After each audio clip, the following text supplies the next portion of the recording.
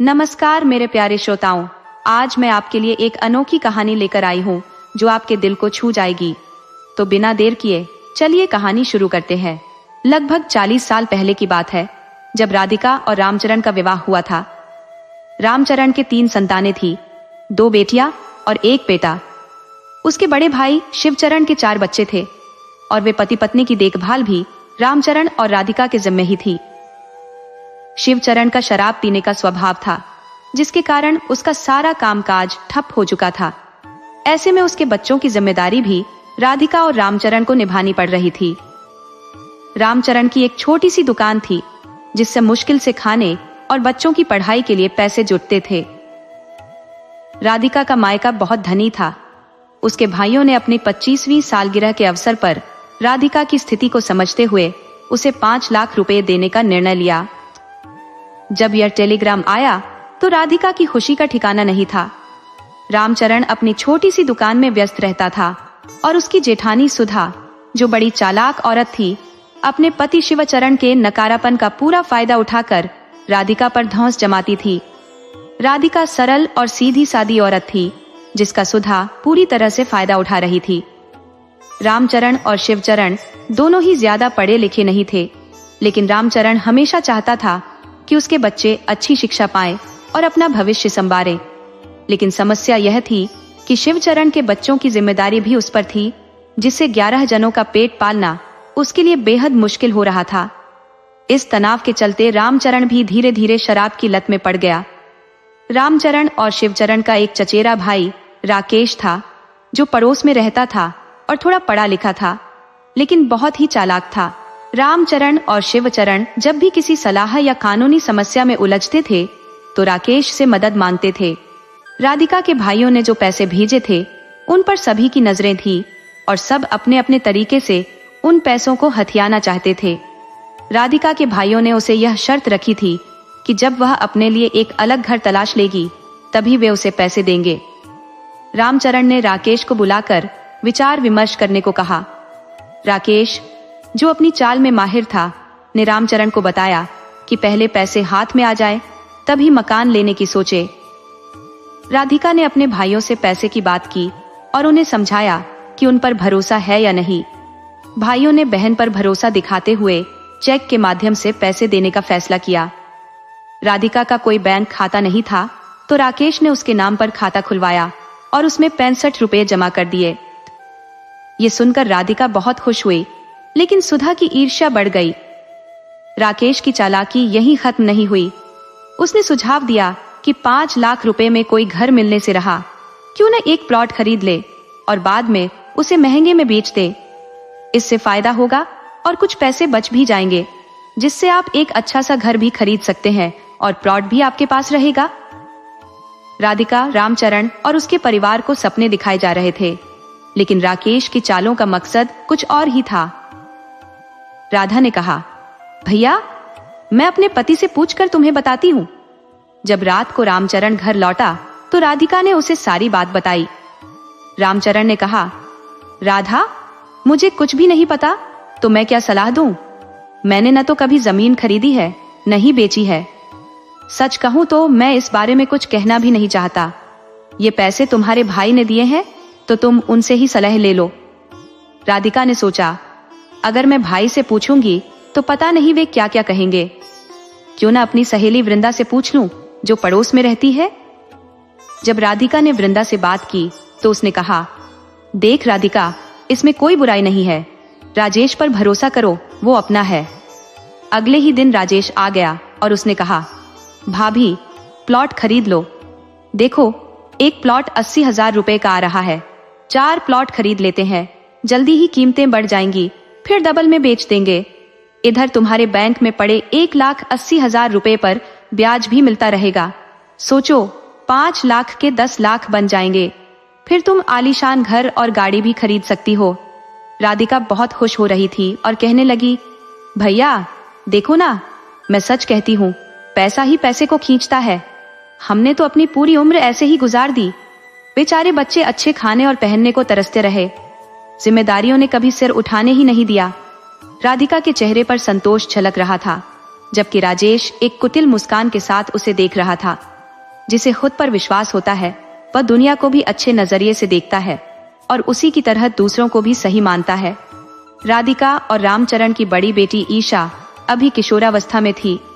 उसे बैंक के बारे में कुछ खास पता नहीं था, पर वह समझने की कोशिश कर रही थी। 4 दिन बीते थे जब शाम के समय राजेश फिर से आया।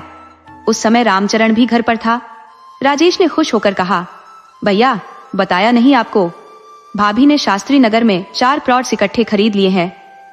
रामचरण कहना चाह रहा था कि एक बार देख लेते हैं, लेकिन तभी राधिका बोली, भैया आप बस ले लो जल्दी से, मेरे भाई भी चाहते हैं कि मैं जल्दी से घर खरीद लूं। राजेश ने मुस्कुराते हुए कहा, भाभी आप जल्दी मत करो, सब हो जाएगा, बस मुझ पर विश्वास है ना, सब मेरे ऊपर छोड़ दो। और हाँ, ये चेक है, इसमें साइन कर दो। राधिका ने देखा कि चेक खाली था तो उसने पूछा, भैया इसमें कुछ भरा नहीं है? राजेश ने थोड़ी नाराजगी दिखाते हुए कहा, बस इतना ही भरोसा है अपने देवर पर। राधिका थोड़ी परेशान हो गई, लेकिन उसे कुछ बुरा होने का आभास हो रहा था। फिर भी उसने साइन कर दिए और चेकबुक राजेश को दे दी। राजेश बोला, नहीं भाभी, एक नहीं 4-5 साइन कर दो। अगर एक लाइन मैच नहीं की तो दूसरी काम आ जाएगी, नहीं तो बैंक के कई चक्कर लगाने पड़ते हैं।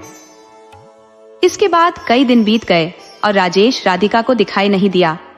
जब राधिका ने उसकी पत्नी बीना से पूछा तो उसने बताया कि राजेश आजकल बहुत व्यस्त हो गया है, घर भी देर से आता है और सुबह जल्दी चला जाता है।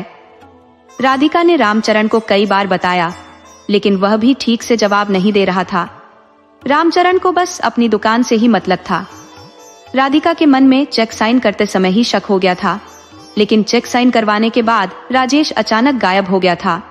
राजेश का ट्रांसपोर्ट का बिजनेस था और उसने थोड़े समय में अच्छा पैसा कमा लिया था, पर कहते हैं ना, जितना पैसा होता है लालच उतना ही बढ़ता जाता है। एक दिन राधिका ने ठान लिया कि अब बात करनी ही पड़ेगी। वह सुबह जल्दी उठी और राजेश को पकड़ने के लिए उसके घर के पास चली गई। जब राजेश ने राधिका को देखा तो थोड़ा झेंप गया और बोला, भाभी जान लगा दी मैंने आपके काम के लिए, इतनी भाग दौड़ कर रहा हूं कि समय का पता ही नहीं चलता। वकील इतने डॉक्यूमेंट्स बनाते हैं कि समय मिल ही नहीं रहा है। कल या परसों आता हूं सारे कागजात लेकर। राधिका कुछ बोल ही नहीं पाई और रामचरण को उसने जरूर बताया कि राजेश ने आना बंद कर दिया है, लेकिन बात वहीं खत्म हो गई। 5 दिन बाद राजेश फिर आया और बोला, भाभी आपका काम हो रहा है, बस आपको कुछ दस्तावेजों पर हस्ताक्षर करने होंगे। उसने कागजों का एक पुलिंदा हाथ में पकड़ा हुआ था और टेबल पर कुछ भी नहीं रखा था, लेकिन इस बार राधिका सतर्क थी। उसने ध्यान से देखा तो पाया कि ये पावर ऑफ अटॉर्नी के दस्तावेज थे। राधिका ने हैरानी से पूछा, देवर जी ये कागज क्यों तैयार करवाए हैं? राजेश तुरंत बोला, भाभी ये आपकी सहूलियत के लिए है, नहीं तो आपको रोज दफ्तर के चक्कर लगाने पड़ेंगे। राधिका ज्यादा पढ़ी लिखी नहीं थी, लेकिन उसने बहुत कुछ सुना हुआ था। उसे शक तो हो रहा था, मगर खुलकर इजहार नहीं कर सकती थी। आखिरकार रिश्तेदार था, भगवान का नाम लेकर उसने दस्तावेजों पर हस्ताक्षर कर दिए। राजेश की आंखों में चमक आ गई। उस दिन उसने राधिका से मीठी मीठी बातें की और भविष्य के सुनहरे सपने दिखाकर चला गया, ये कहता हुआ कि भाभी काम जल्दी हो जाएगा। राधिका रोज भगवान से प्रार्थना करती रहती और देखते ही देखते 10 दिन बीत गए। राजेश का कुछ अता पता नहीं था। एक दिन राधिका ने अपनी जेठानी सुधा से कहा, दीदी आज मैं चाहे कुछ भी हो जाए राजेश भैया के घर जाऊंगी। शाम होते ही उसने खाना तैयार कर दिया और बच्चों से कहा, देखो मैं राजेश के घर जा रही हूँ, थोड़ी देर हो जाएगी, तुम लोग बचे हुए काम निपटा लेना। राधिका जब बीना के घर पहुंची तो बीना ने दरवाजा खोला। बीना जो राजेश की पत्नी थी, राधिका को देखकर थोड़ा अचंभित हुई, लेकिन फिर प्रणाम करके उसे ड्राइंग रूम में बैठाया। राधिका का आना बीना को थोड़ा असहज लग रहा था। उसके बच्चे खाना खाकर सो चुके थे। बीना ने चाय बनाकर नमकीन के साथ टेबल पर रख दी। राधिका चाय की चुस्कियों के साथ इधर उधर की बातें करती रही, लेकिन उसका ध्यान कहीं और था। जैसे ही राजेश घर के अंदर आया और उसने राधिका को देखा, वह चौंक गया। हाथ मुंह धोकर वह राधिका के सामने आकर बैठ गया। राधिका ने बिना किसी भूमिका के सीधे पूछा, भैया क्या विचार है? कहाँ है वो प्लॉट? कितने में मिले हैं? क्यों कुछ नहीं बता रहे आप? आप जानते हैं, वैसे भाई ने पैसे दिए हैं, मेरा और उनके नाम का सवाल है। जो भी करना है जल्दी करो राजेश भैया, मुझे आप पर भरोसा है, मेरा नाम खराब मत करना। राजेश तुरंत ही पलट गया और बोला, भाभी, इन कामों में देर लगती है और आपको मुझ पर विश्वास ही नहीं रहा। बेशक आप ये काम किसी और को दे दो, आज मैं सारे पेपर लाकर दे देता हूँ। राधिका को उसका रवैया बहुत बुरा लगा, लेकिन वह मजबूर थी। किस पर भरोसा करती? वह चुपचाप घर आ गई और आकर खूब रोई। उसे यह चिंता खाई जा रही थी कि मकान मिले या न मिले, लेकिन मायके में उसका नाम खराब न हो। भाइयों और भाभियों के सामने उसे बहुत बुरा लग रहा था। उसने रामचरण को भी कुछ नहीं बताया और बिना खाना खाए सो गई। राधिका की चिंता बढ़ती जा रही थी और आजकल उसे नींद भी नहीं आ रही थी। उसने अपने कम पढ़े लिखे होने का भी बहुत दुख महसूस किया। हालात हमेशा उसके खिलाफ ही रहे थे। उसकी जेठानी सुधा, जो खुद को बड़ी समझती थी, मन ही मन खुश थी। सुधा का बड़ा बेटा कॉलेज में आ गया था और वह सोच रही थी कि 2 साल और राधिका यहाँ ना जाए, फिर चाहे कुछ भी हो वह खुद ही अलग हो जाएगी। सुबह जब राधिका उठी तो उसका सिर बहुत भारी हो रहा था। उसकी तबीयत खराब हो गई थी। रामचरण तो दुकान पर चला गया था, इसलिए राधिका की बड़ी बेटी उसे डॉक्टर के पास ले गई। डॉक्टर ने ब्लड प्रेशर चेक किया तो पाया कि उसका ब्लड प्रेशर बढ़ा हुआ था। दवाई लेकर वे घर लौट आईं। कई दिन बीत गए, राधिका बीमार ही रही और राजेश का कोई अता पता नहीं था। राधिका की छोटी बेटी श्री और बेटा सोया माँ की हालत देखकर परेशान और चिंतित थे।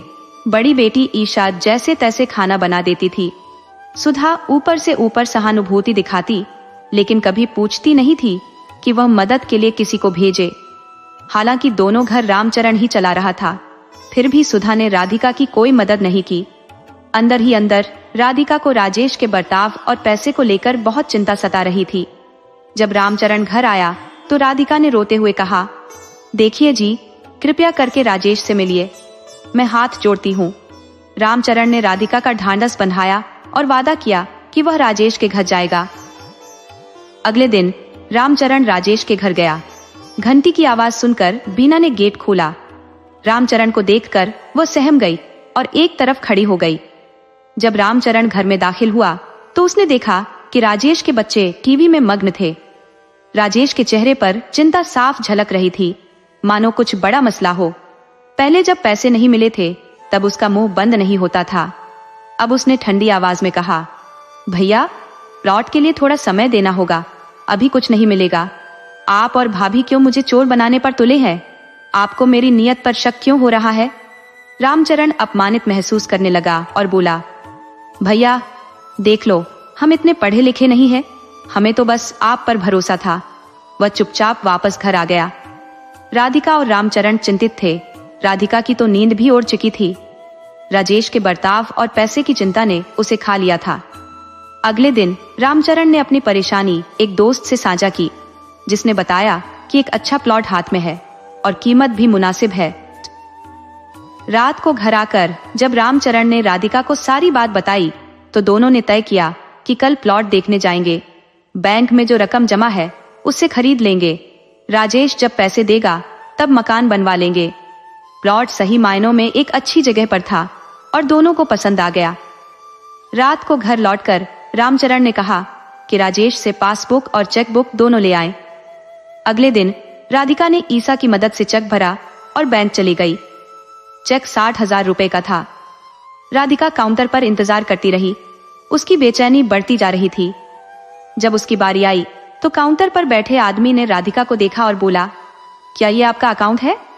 राधिका ने सिर हिला दिया। वही आदमी बोला, मैडम, आपके अकाउंट में सिर्फ 65 रुपए हैं। आप 60,000 रुपए का चेक लाई हैं। राधिका ये सुनकर वहीं गिरते गिरते बची। किसी तरह वह ऑटो करके घर पहुंची। ईसा ने दरवाजा खोला, माँ को बिठाया और पानी लाकर दिया। ईसा ने डरते हुए पूछा, क्या हुआ माँ? राधिका ने कुछ नहीं कहा, बस रोने लगी।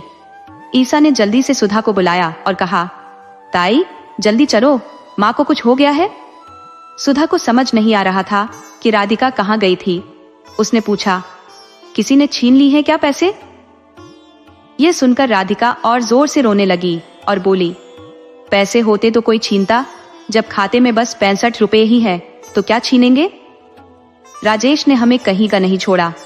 ईसा ये सब सुनकर हैरान रह गई। उसने माँ से पूछा, माँ सच सच बताओ, हुआ क्या है। राधिका ने रोते रोते कहा, राजेश ने लूट लिया, सारे पैसे ले गया, मेरे खाते में सिर्फ 65 रुपए बचे हैं। 5 लाख रुपए ले गया। अब मैं भाई को क्या मुंह दिखाऊंगी, मैं तो बर्बाद हो गई। सुधा ने राधिका को चुप कराने की कोशिश की, लेकिन मन ही मन वह खुश थी। उसने सोचा, अच्छा हुआ जो राधिका अब नहीं जाएगी। राधिका रोते रोते वहीं सो गई। ईसा अपने पापा का इंतजार करने लगी। उसने भाइयों को खाना खिलाया और सुला दिया। शाम को जब रामचरण घर आए तो राधिका ने रोते हुए सारी बात बताई। रामचरण इतना सीधा था कि कुछ कहने लायक नहीं था। उसे लगा कि अब सारा दोष उसी पर आएगा। ससुराल वाले यही कहेंगे कि मैंने ही 5 लाख रुपए गलत आदमी को दे दिए। 5 लाख की रकम उस जमाने में आज के 50 लाख के बराबर थी। राजेश ने इतनी बड़ी रकम खाकर भी मासूमियत से बर्ताव किया, मानो कुछ हुआ ही नहीं। राधिका और रामचरण की स्थिति अब एकदम असहाय हो गई थी। रात को संदेश भिजवाया गया कि मामला गंभीर हो चुका है। राजेश को दोनों से गुस्सा तो था, पर उसे समझ नहीं आ रहा था कि इस समस्या का हल कैसे निकाले। शाम को जब सबने राजेश को बुलाया तो वह गायब था, लेकिन सुबह जब वह आया तो उसने ऐसे बर्ताव किया जैसे कुछ हुआ ही नहीं। रामचरण से बात करते हुए वह बोला, भैया सवेरे क्यों बुला लिया, क्या मसला है। रामचरण ने अपनी नाराजगी दबाते हुए खुद को संयमित रखा और बोला, राजेश कल राधा बैंक गई थी, वहां उसका अकाउंट पूरी तरह खाली निकला। ये कैसे मुमकिन है, तुमने 3,20,000 रुपए निकलवाए थे, वो भी राधा से पूछकर चेक साइन करके, बाकी के पैसे कहाँ गए, अकाउंट खाली कैसे हो गया। रामचरण की बात सुनकर राजेश का चेहरा एकदम सपाट और भावशून्य हो गया। बेफिक्र अंदाज में वह बोला, मुझे जरूरत थी तो निकलवा लिए, मैं जल्द ही पैसे वापस बैंक में जमा कर दूंगा। उसकी बात खत्म होने से पहले ही रामचरण का गुस्सा चरम पर पहुंच गया। वह चिल्लाकर बोला, तूने ये करने से पहले एक बार भी पूछना जरूरी नहीं समझा। राजेश ने बेपरवाही से जवाब दिया, अरे भैया आप तो बात का बतंगड़ बना रहे हो, कह दिया ना मैं चुका दूंगा। राधा गुस्से में कांप रही थी, उसके मुंह से शब्द नहीं निकल पा रहे थे और वह आंसुओं से भरी आंखों से राजेश को देख रही थी।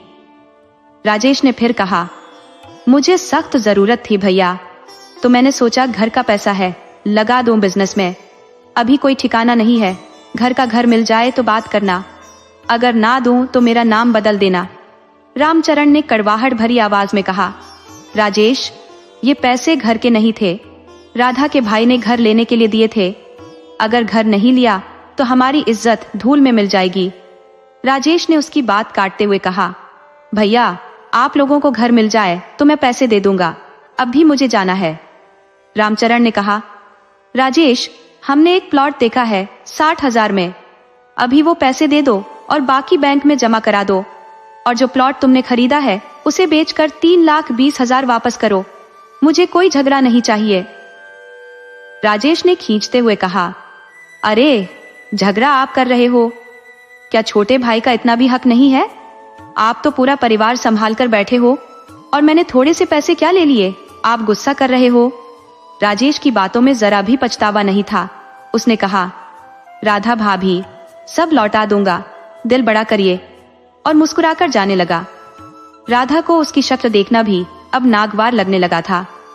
रामचरण ने सोचा, अब क्या करें, कैसे इस आदमी से पैसे निकलवाएं, केस भी नहीं कर सकते और कोई पुख्ता सबूत भी नहीं है, अंदाजा भी नहीं था कि ये हमारे साथ ऐसा धोखा करेगा। पैसों की भूख इंसान को जानवर बना देती है। अब राजेश ने उनके साथ धोखा कर दिया था। राधा के हौसले पस्त हो चुके थे। उसके मायके के भाइयों का गुस्सा और भाभियों के ताने उसे अंदर से तोड़ रहे थे। उसके सपने चूर चूर हो रहे थे। वह खुद को जमीन में धंसता महसूस कर रही थी। अगले दिन राजेश ने 1,000 रुपए भेजे और कहा, अभी तो इतना ही दे सकता हूँ। राधा ने सोचा, क्या राजेश ऐसे ही 10-20 हजार करके देगा, इससे तो थोड़ी उम्मीद भी बेमानी है।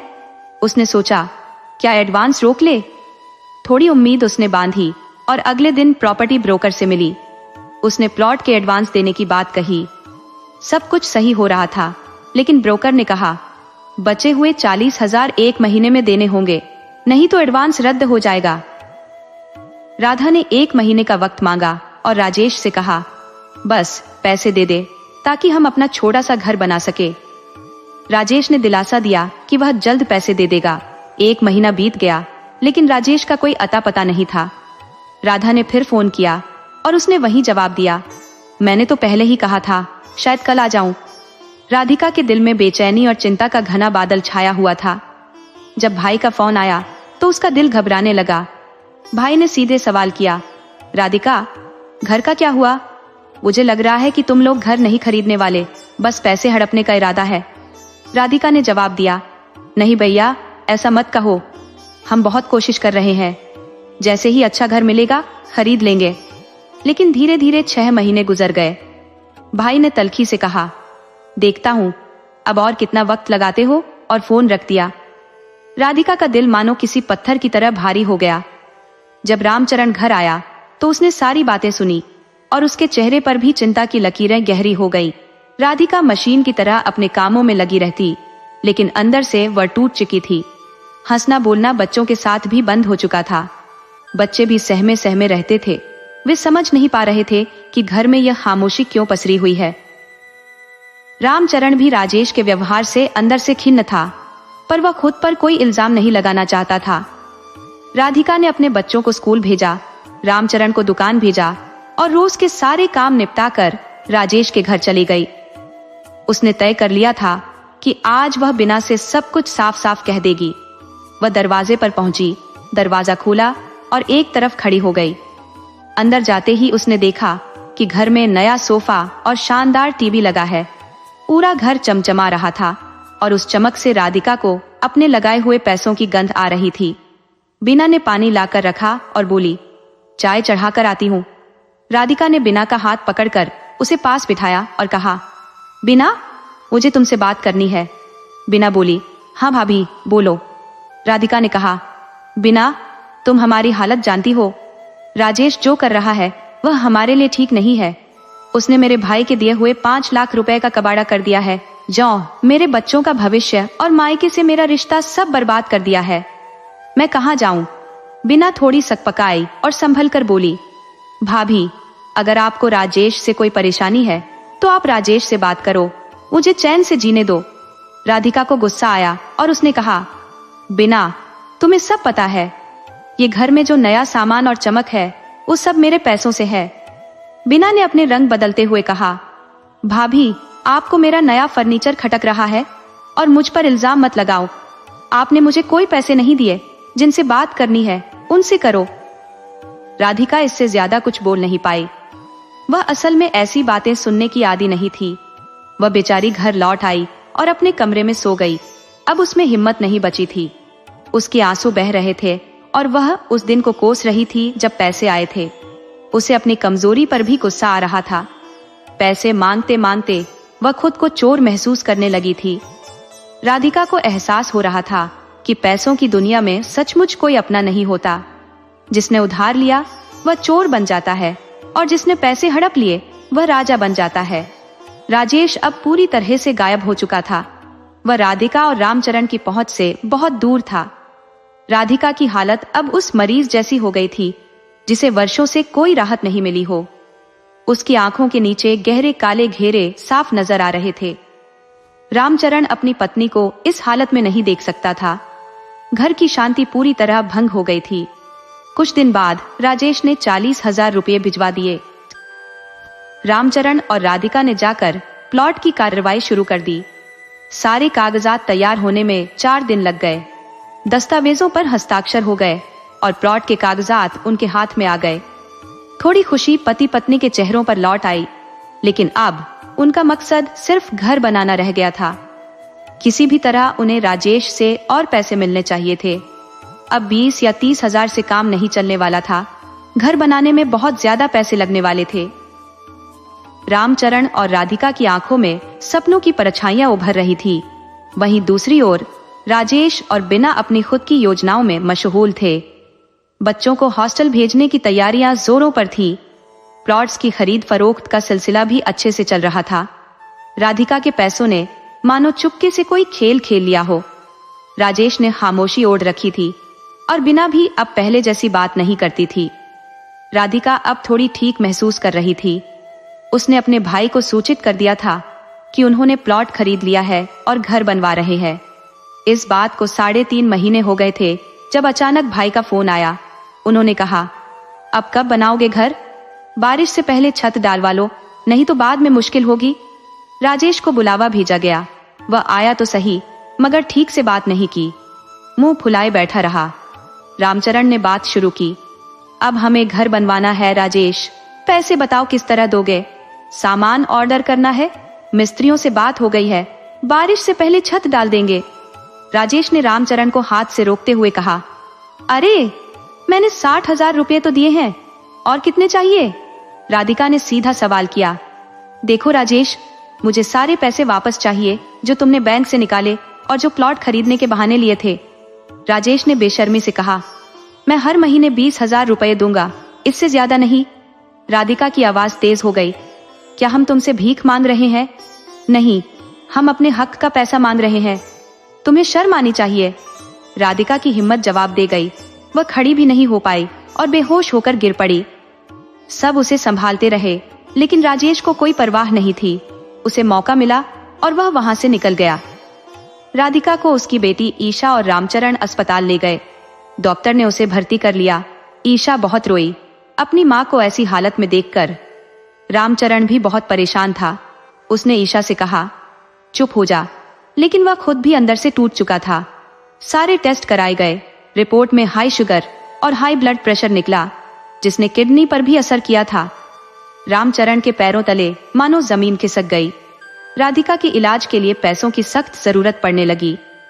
ईशा को घर भेज दिया गया और रामचरण अकेला अस्पताल में रहने लगा। अगले दिन सुबह सवेरे सुधा भी आकर मिल गई। पिता को चिंता में देख ईशा की हालत खराब हो गई।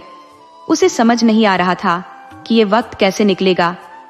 दूसरे दिन शाम को देर से घर लौटकर ईशा सीधे राजेश के घर गई।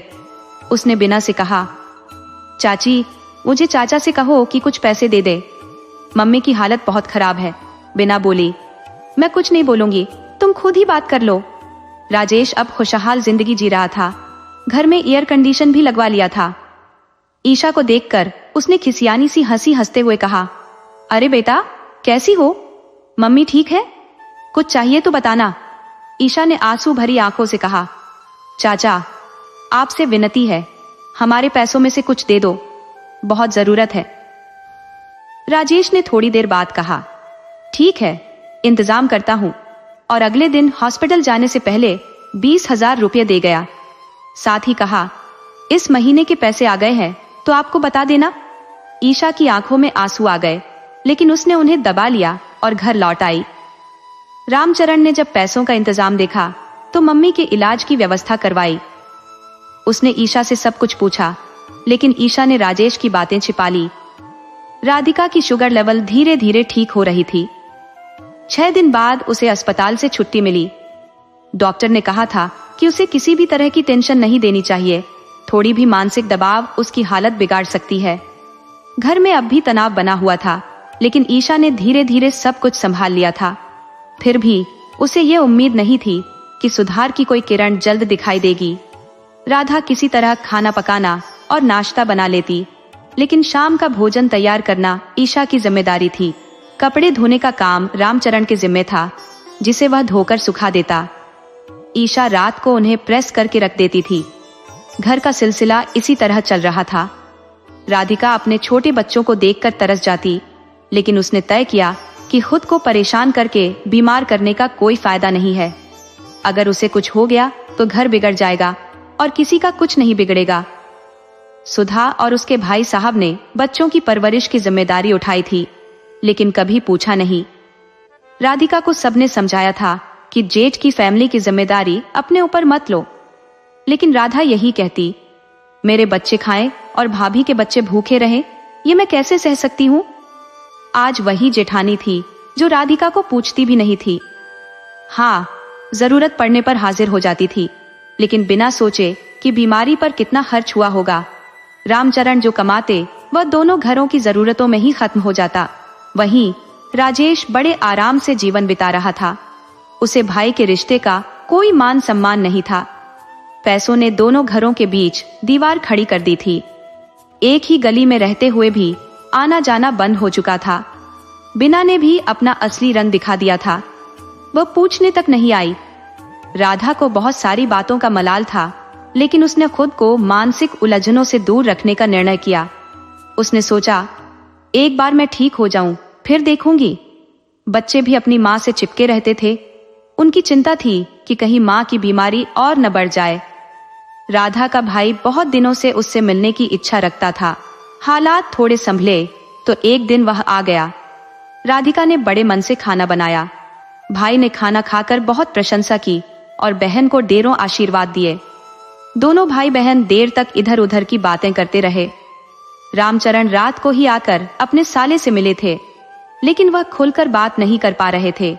अमृतलाल को लगता था कि उनकी बहन रामचरण की सरलता के कारण ही दुख झेल रही है। अगली सुबह अमृतलाल ने राजेश से मिलने की बात कही तो रामचरण ने सहमति दे दी। जब अमृतलाल ने राजेश से मुलाकात की तो बिना कोई भूमिका बांधे उन्होंने सीधे सवाल दागा, राजेश, क्या किस्सा है? जो राधा बता रही है वही सच है या तुम्हारे पास कुछ और कहने को है?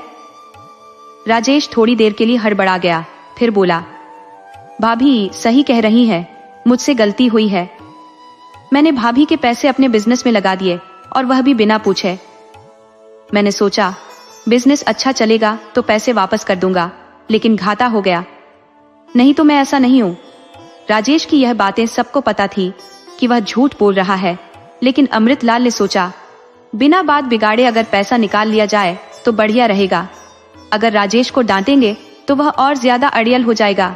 राजेश ने सभी की ओर देखा और फिर रामचरण की तरफ हाथ जोड़कर कहा, भाई, मैंने मना तो नहीं किया था। अमृत भाई को बेकार बुला लिया। हम तो भाई हैं, आपस में ही फैसला कर लेते। रामचरण के चेहरे पर दर्द भरी मुस्कान थी। उन्होंने कहा, राजेश, तुमने 20,000 रुपए महीना देने का विचार किया था, इससे घर कैसे बनेगा? राधा मरते मरते बची है। देवी माँ की कृपा से वह ठीक है। सब तुम्हारे कारण हुआ है और अब पछतावा करने आए हो। रामचरण का चेहरा गुस्से से लाल हो गया। अमृतलाल ने उन्हें शांत रहने के लिए कहा और बोले, राजेश, तुम्हारी ये बातें झूठी है। मैं सब जान चुका हूँ। 3 महीने इंसानियत के नाते तुम्हें दिए क्योंकि तुम इनके चचेरे भाई हो। अब इनके पैसे लौटा दो, इन्हें घर बनवाने दो, नहीं तो मुझे पुलिस को बुलाना पड़ेगा। राजेश उठ खड़ा हुआ और बोला, मुझे माफ कर दें, पुलिस का नाम भी मत लीजिए, मैं पैसे वापस कर दूंगा। उसकी आवाज में उसकी भावनाओं का साथ नहीं था। साफ था कि वह फिर झूठ बोल रहा था। अमृत ने पुलिस का नाम तो लिया, लेकिन राजेश को भी अंदाजा था कि ये लोग कुछ साबित नहीं कर सकते क्योंकि उनके पास कोई ठोस सबूत नहीं था। इस पूरे मामले में सुधा और शिवचरण बस तमाशबीन बने हुए थे। कुछ बोले नहीं, लेकिन सब कुछ देख रहे थे। शिवचरण, जो सट्टे और जुए का शौकीन था, सोच रहा था कि अगर उसे ये पैसे मिल जाते तो वह उन्हें दोगुना कर देता। इस विचार के साथ ही उसके होंठों पर एक मुस्कान आ गई।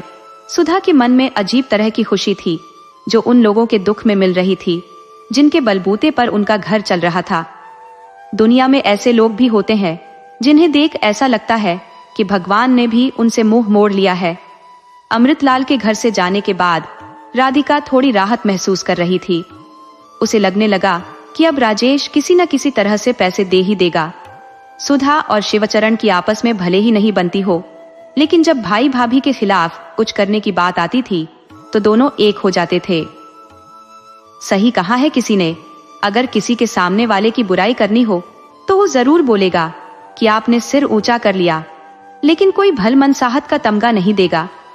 यह सोचकर कि पति ने कमाना बंद कर दिया है, राधा ने रामचरण के सामने सब कुछ भुलाकर अपनी जगह समझकर ही अपना जीवन जिया। एक दिन जब रामचरण दुकान नहीं गए थे तो राजेश घर आया। उसके हाथ में एक थैली थी। उसने थैली रामचरण के हाथ में थमा दी और कुछ नाराजगी से बोला, ये लो, 60,000 रुपए हैं। अब 1,20,000 हो गए हैं, बाकी के 3,80,000 भी मैं लौटा दूंगा। लेकिन याद रखना, जिस तरह से आपने अपने साले के सामने मुझे नीचा दिखाया वो मैं नहीं भूलूंगा। और हाँ भैया, इसके बाद आपकी श्रीमती जी से मुझे कोई बात नहीं करनी है। राजेश का गुस्सा साफ छलक रहा था और राधिका को दुख हुआ। जब वो शादी करके आई थी तब राजेश छोटा सा था और आज वह इस तरह से उनके सामने खड़ा था। रामचरण ने बिना कुछ कहे पैसे गिने और फिर उन्हें अलमारी में रख दिया। साथ ही उनके मन में कुछ योजना चल रही थी। सुबह होते ही उन्होंने इंजीनियर को फोन किया और नक्शे बनवाने की बात की। छोटे से घर को बनाने की योजना बनने लगी थी। रामचरण की आंखों में नए घर के सपने साफ दिखाई दे रहे थे। नक्शा पास हो गया और घर बनना शुरू हो गया, लेकिन जल्द ही पैसों की कमी महसूस होने लगी। राजेश को संदेश भिजवाया गया और आश्चर्यजनक रूप से उसने 40,000 रुपये भेज दिए। काम आगे बढ़ने लगा, दीवारें खड़ी हो गई और फिर से 40,000 रुपये मंगाए गए। अब घर की छत डालने की बारी थी, लेकिन राधिका चिंतित थी कि कितना सीमेंट और लोहा लगेगा। इस चिंता में वह दिन रात घुलती रही। जब घर की छत डाली गई तो राधिका और रामचरण को अपार खुशी हुई। ईशा और बच्चे भी खुशी में आपस में बातें कर रहे थे। राधिका ने अपने भाइयों को भी सूचित किया, जो बहुत खुश हुए। पड़ोस की शांता मिलने आई और बोली, भाभी जाओगे? पास में वीणा और राजेश भी जा रहे हैं, सुना है उनका भी घर बन गया है। राधिका एकदम से चौंक गई। क्या बोल रही हो? हमें तो कुछ नहीं पता। शांता बोली, हाँ भाभी, मैं सच कह रही हूँ। राजेश ने सबको बताया है कि वो जल्दी ही मोहल्ला छोड़ रहे हैं। राधिका का मन किसी काम में नहीं लग रहा था। रात को उसने बच्चों की तरह सब कुछ रामचरण को बता दिया। रामचरण बोले, ठीक है, मैं जाकर पूछता हूँ। नहीं, आप हुआ तो नहीं है? रामचरण घर आए तो उनके चेहरे पर गहरी शांति थी। राधिका से उन्होंने कहा, तुम बेकार की चिंता छोड़ो और आराम से बैठो। देखो, मैंने सारा नया सामान जुटाया है। राधिका ने उन पर भरोसे भरी नजरों से देखा, लेकिन दिल में कहीं एक शक का बीज था। रामचरण ने कहा, अरे यकीन करो, वो हमारा अपना खून है। थोड़ा बहक गया था, पर बुरा नहीं है दिल से। राधिका ने मुस्कुराने की कोशिश की, लेकिन मन में संदेह बना रहा। कुछ ही दिन बीते थे कि अचानक ईशा बाहर से दौड़ती हुई आई। उसे देखकर राधिका घबरा गई। क्या हुआ बेटा, इतनी तेजी से क्यों भाग रही हो? ईशा को गले से लगाते हुए राधिका ने पूछा। क्या हुआ, बताओ तो सही। ईशा ने कहा, माँ आपको पता है, अंकल चले गए। राधिका चौंकी। कौन से अंकल? ईशा बोली, वो पास वाले राजेश अंकल। घर में ताला लगा हुआ है। राधिका ने समझाने की कोशिश की। बेटा, हो सकता है कहीं गए हों, वापस आ जाएंगे, इसमें डरने की क्या बात है? लेकिन ईशा ने जिद की। नहीं माँ, 3 दिन हो गए हैं, किसी को बताया भी नहीं, रातों रात चले गए। ये सुनकर सुधा भी बाहर आ गई और दोनों स्त्रियां सुनकर अवाक रह गईं। राधिका को तो जैसे जमीन ही खिसक गई हो। वह समझ नहीं पा रही थी कि क्या सही है क्या गलत। वह भागकर राजेश के घर पहुंची, जहां ताला लगा हुआ था। गेट पर किराए के लिए बोर्ड टंगा हुआ था, जिसमें मकान मालिक का नाम और नंबर लिखा था। राधिका की आंखों से आंसू बह निकले। वह समझ नहीं पा रही थी कि अब क्या करे। विश्वास टूट चुका था। कुछ लाख रुपए के लिए राजेश ने अपने ही घर को छोड़ दिया, अपने खून के रिश्तों को भी नहीं बताया। राधिका चुपचाप पलंग पर गिर पड़ी और आज आंसुओं ने भी उसका साथ छोड़ दिया। आंखें सूख चुकी थी। छत की ओर देखते हुए वह चुपचाप लेटी रही। बच्चे रो रहे थे। दोनों बेटे अपनी मां के पास खड़े थे। ईशा पानी लाई और सुधा और शिवचरण दूसरे कमरे में राजेश की निंदा कर रहे थे। रामचरण को दुकान से बुलाया गया। राधिका मानसिक दबाव में फूट फूट कर रो पड़ी। स्थिति इतनी बिगड़ गई कि उसे संभालना मुश्किल हो गया। रामचरण ने सोचा कि इससे पहले की हालत और बिगड़े, उसे अस्पताल ले जाना चाहिए। वहां डॉक्टर ने बताया कि उसका शुगर लेवल और ब्लड प्रेशर दोनों बढ़ गए हैं। उसे अस्पताल में भर्ती करना पड़ा। डॉक्टरों ने जांच के बाद बताया कि उसकी दोनों किडनियों में थोड़ी थोड़ी क्षति हो चुकी है और एक में पत्थरी भी दिख रही है। लेप्रोस्कोपी का कोई विकल्प नहीं था, इसलिए सर्जरी करनी पड़नी थी। सर्जरी के लिए 2 से 3 लाख रुपए की जरूरत थी, लेकिन रामचरण की किराने की दुकान से इतना पैसा जुटाना मुश्किल था। उधर राजेश अपनी नई सफलता पर खुश था। वह अपने परिवार के साथ एक नए और बड़े घर में बस गया था और बच्चों को अच्छे स्कूल में दाखिला मिल गया था। उसने अपना ट्रांसपोर्ट का बिजनेस शुरू कर दिया था और सब कुछ अच्छा चल रहा था। राधिका का पैसा उसके लिए फायदेमंद साबित हुआ था। उसने किसी से कोई रिश्ता नहीं रखा और अब वह एक नई जिंदगी जी रहा था। इस बीच राधिका की हालत बिगड़ती जा रही थी। वह खाना नहीं खा पा रही थी, भूख मर गई थी और कमजोरी बढ़ गई थी। रामचरण परेशान थे, लेकिन सर्जरी के लिए पैसे जुटाना उनके लिए बड़ा संकट था। उन्होंने कभी सोचा भी नहीं था कि ऐसा समय आएगा जब पैसों की इतनी कमी होगी। जो धन जमा किया था वह 2 घरों में बंट गया। बचत की कोई उम्मीद नहीं रही और जेवरात के नाम पर राधिका के पास केवल 2 चूड़ियां और बलिया की एक अंगूठी ही थी। शिवचरण और रामचरण ने मिलकर सलाह मशविरा किया और फैसला किया कि घर पर लोन ले लिया जाए। दोनों भाइयों ने मिलकर प्रॉपर्टी ब्रोकर से संपर्क किया और एक ऐसा घर खोज निकाला जिसकी छत को सुधारने की जरूरत थी। जल्दी जल्दी सौदा पूरा हुआ और लागत और प्लान मिलाकर अच्छी खासी राशि हाथ में आई। राधिका को इन सब की जानकारी नहीं थी। वह अपनी ही समस्याओं में उलझी हुई थी। दूसरों के दुखों में सहारा देने वाली वह खुद मुश्किल में थी। उसकी किडनी का दर्द बहुत बढ़ गया था और ईशा उसकी मदद कर रही थी। बेटे यश और श्री भी खुश थे कि माँ ठीक हो जाएगी और घर में खुशियां लौट आएंगी। जब पैसे हाथ में आए तो रामचरण ने कुछ पैसे अलग रख दिए। सर्जरी की तारीख पास आ रही थी। रामचरण ने राधिका को तैयार किया और सर्जरी के बाद डॉक्टर ने बताया कि स्टोन बहुत बड़ा था। राधिका बेहोश थी और रामचरण बेचारे चुपचाप उसे देख रहे थे। राधिका ने 25 साल अपने परिवार और बच्चों की देखभाल की, कभी कोई शिकायत नहीं की। अब वही लोग जिन्हें उसने अपना स्नेह दिया था उसे नीचा दिखाने की कोशिश कर रहे थे। रामचरण चुपचाप रोते रहे, आंसू पोंछते रहे। राजेश की कोई जानकारी नहीं थी और उसकी निष्ठुरता की खामोशी बढ़ती जा रही थी। जब राधिका की कराह सुनकर सब दौड़े, उन्होंने उसे देखा कि वह बेहोशी की अवस्था में थी। 5 दिन बाद राधिका को अस्पताल से छुट्टी मिली, लेकिन उन्हें रोज पट्टी करानी पड़ती थी। रामचरण की जिम्मेदारी कम हो गई थी और ईशा ने सारी जिम्मेदारी ले ली थी। ईशा बहुत समझदार हो गई थी। राधिका के 3 भाई थे, लेकिन सब अपने में व्यस्त थे। अमृतलाल ही एकमात्र थे जिन्होंने राधिका की मदद की। उनकी शादी की सालगिरह पर रुपये 5 लाख देने का विचार किया और बहन की बीमारी की वजह से परेशान हुए।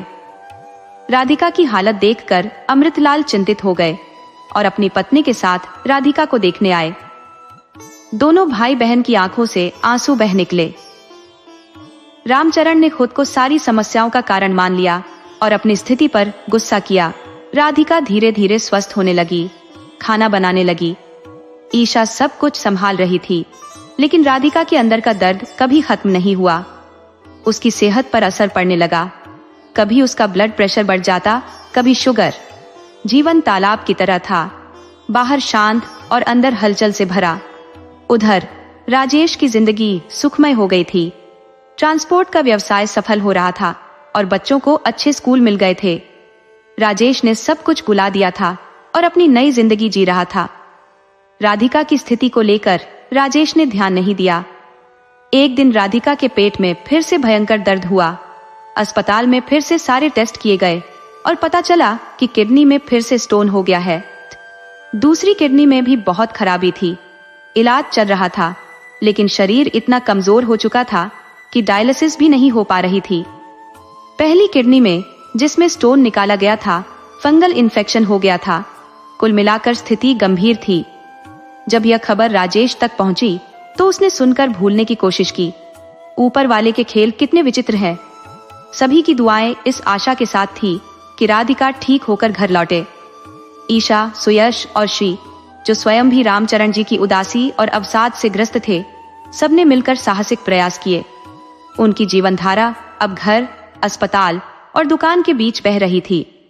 डॉक्टर ने रामचरण को स्पष्ट कर दिया था कि राधिका की स्थिति अत्यंत गंभीर है। उसकी बॉडी किसी और की किडनी को स्वीकार नहीं कर सकती, क्योंकि वह अत्यंत कमजोर हो चुकी थी। दोनों किडनियां तेजी से क्षति की ओर बढ़ रही थी। ईशा और दोनों भाइयों को इस विकट स्थिति की जानकारी नहीं थी। रामचरण अकेले इस विशाल बोझ को अपने दिल में छुपाए हुए थे। ईशा को पूरी उम्मीद थी कि उसकी माँ ठीक हो जाएंगी, लेकिन उम्मीदें कभी पूरी भी नहीं होती। एक समय ऐसा आया कि राधिका कोमा में चली गई। अस्पताल में 2 दिन कोमा की स्थिति में बिताने के बाद सुधा, जो राधिका से काफी जलती थी, को घर की बागडोर सौंप दी गई। सुधा का अपना बेटा भी अच्छी नौकरी में आ गया था। दोनों भाई भी एक ही कॉलेज में पढ़ने लगे थे। रामचरण अब दुकान जाते थे और सारे काम नौकर करते थे। शिवचरण भी इस दुनिया से चले गए थे। रामचरण का सारा मोह अपने बच्चों में था, जो उनकी राधा की निशानी थी। संस्कारी और बुद्धिमान यश ने बिना दहेज और दिखावे के विवाह किया। यश तेज पढ़ाई में था और जल्दी नौकरी भी लग गई। राधिका की अनुपस्थिति से परिवार दुखी था। खुशी या उदासी में राधिका हमेशा उनकी यादों में जीवित रहती थी। रामचरण अब दुकान से रिटायर हो चुके थे। बेटों ने उनका भरपूर सेवा की और घर नाती पोतियों से भरा रहता था। समय बीत चुका था, वर्ष बीत चुके थे और ईशा को भी चश्मा लग गया था। बच्चे बड़े हो गए थे। एक दिन सुबह सवेरे ईशा के पास फोन आया, जिसे सुनकर वह स्तब्ध रह गई। फोन से सूचना मिली कि राजेश का एकमात्र बेटा अब इस दुनिया में नहीं रहा। उसकी 2 किशोर बेटियां भी थी। दाना पोतियों की जिम्मेदारी राजेश के सिर पर आ गई थी और पत्नी भी बीमार थी। ईशा ने सोचा कि हम दुखी हैं, जो हमारे सारे दुखों के कारण है और जिनकी वजह से हमारी माँ को जल्दी ही छीन लिया गया। उसने समझा कि कोई भी चीज बेकार नहीं जाती। अच्छा या बुरा कफन में जेब नहीं होती। इंसानी मोह माया मरने के बाद बेकार हो जाती है, चाहे कुछ छोड़ा हो या अनंत धन संपत्ति जमा की हो। जब हम अच्छा करते हैं तो मालिक देखता है, और जब अन्याय करते हैं तो वह भी देखता है। आखिरकार हर कर्म का फल मिलता है। राजेश ने जिन बेटों के लिए इतनी मेहनत की, आज उनका जवान बेटा अपनी छोटी बेटियों को छोड़कर स्वर्ग सिधार गया। अब राजेश के सामने पोतियों की जिम्मेदारी और जवान बेटे की कमी का दुख था। राधिका के बच्चे संस्कारी और अच्छी नौकरी में थे और अपने पिता की सेवा कर रहे थे। राधिका जल्दी काल के गाल में समा गई, लेकिन रामचरण की सेवा भरपूर हो रही थी। दोस्तों, जैसा करोगे वैसा भरोगे। अगर आपको हमारी कहानी पसंद आई हो तो कृपया हमारे चैनल को सब्सक्राइब करें, वीडियो को लाइक करें और शेयर करें।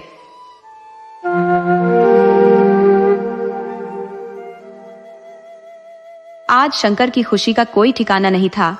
आखिरकार इतने दिनों बाद उसे एक बड़ी पतंग जो मिल गई थी। वह खुशी खुशी बसंती से कह रहा था, देख बसंती, आज कितनी बड़ी पतंग मेरे हाथ लगी है। बसंती ने उत्सुकता से पूछा, अरे कहाँ से मिली? शंकर ने गर्व से जवाब दिया, अरे यूं ही थोड़ी मिल गई, बड़ी मेहनत की तब जाकर हाथ लगी है। फिर शंकर दौड़ता हुआ हीरा और मोती के पास चला गया। हीरा और मोती 2 बहनें थीं और शंकर उनके सानिध्य में ही बड़ा हुआ था। उन दोनों से उसका गहरा जुड़ाव था। स्कूल से लौटते ही शंकर सबसे पहले उन्हें सारा दिन का हाल सुनाता और फिर भोजन करता। शंकर ने अपने बैल घेरा को बड़े गर्व से पतंग दिखाते हुए कहा, देखो घेरा, कितनी बड़ी पतंग मेरे हाथ लगी है। घेरा भी सिर हिलाकर जैसे शंकर की खुशी में सहभागी हो गया।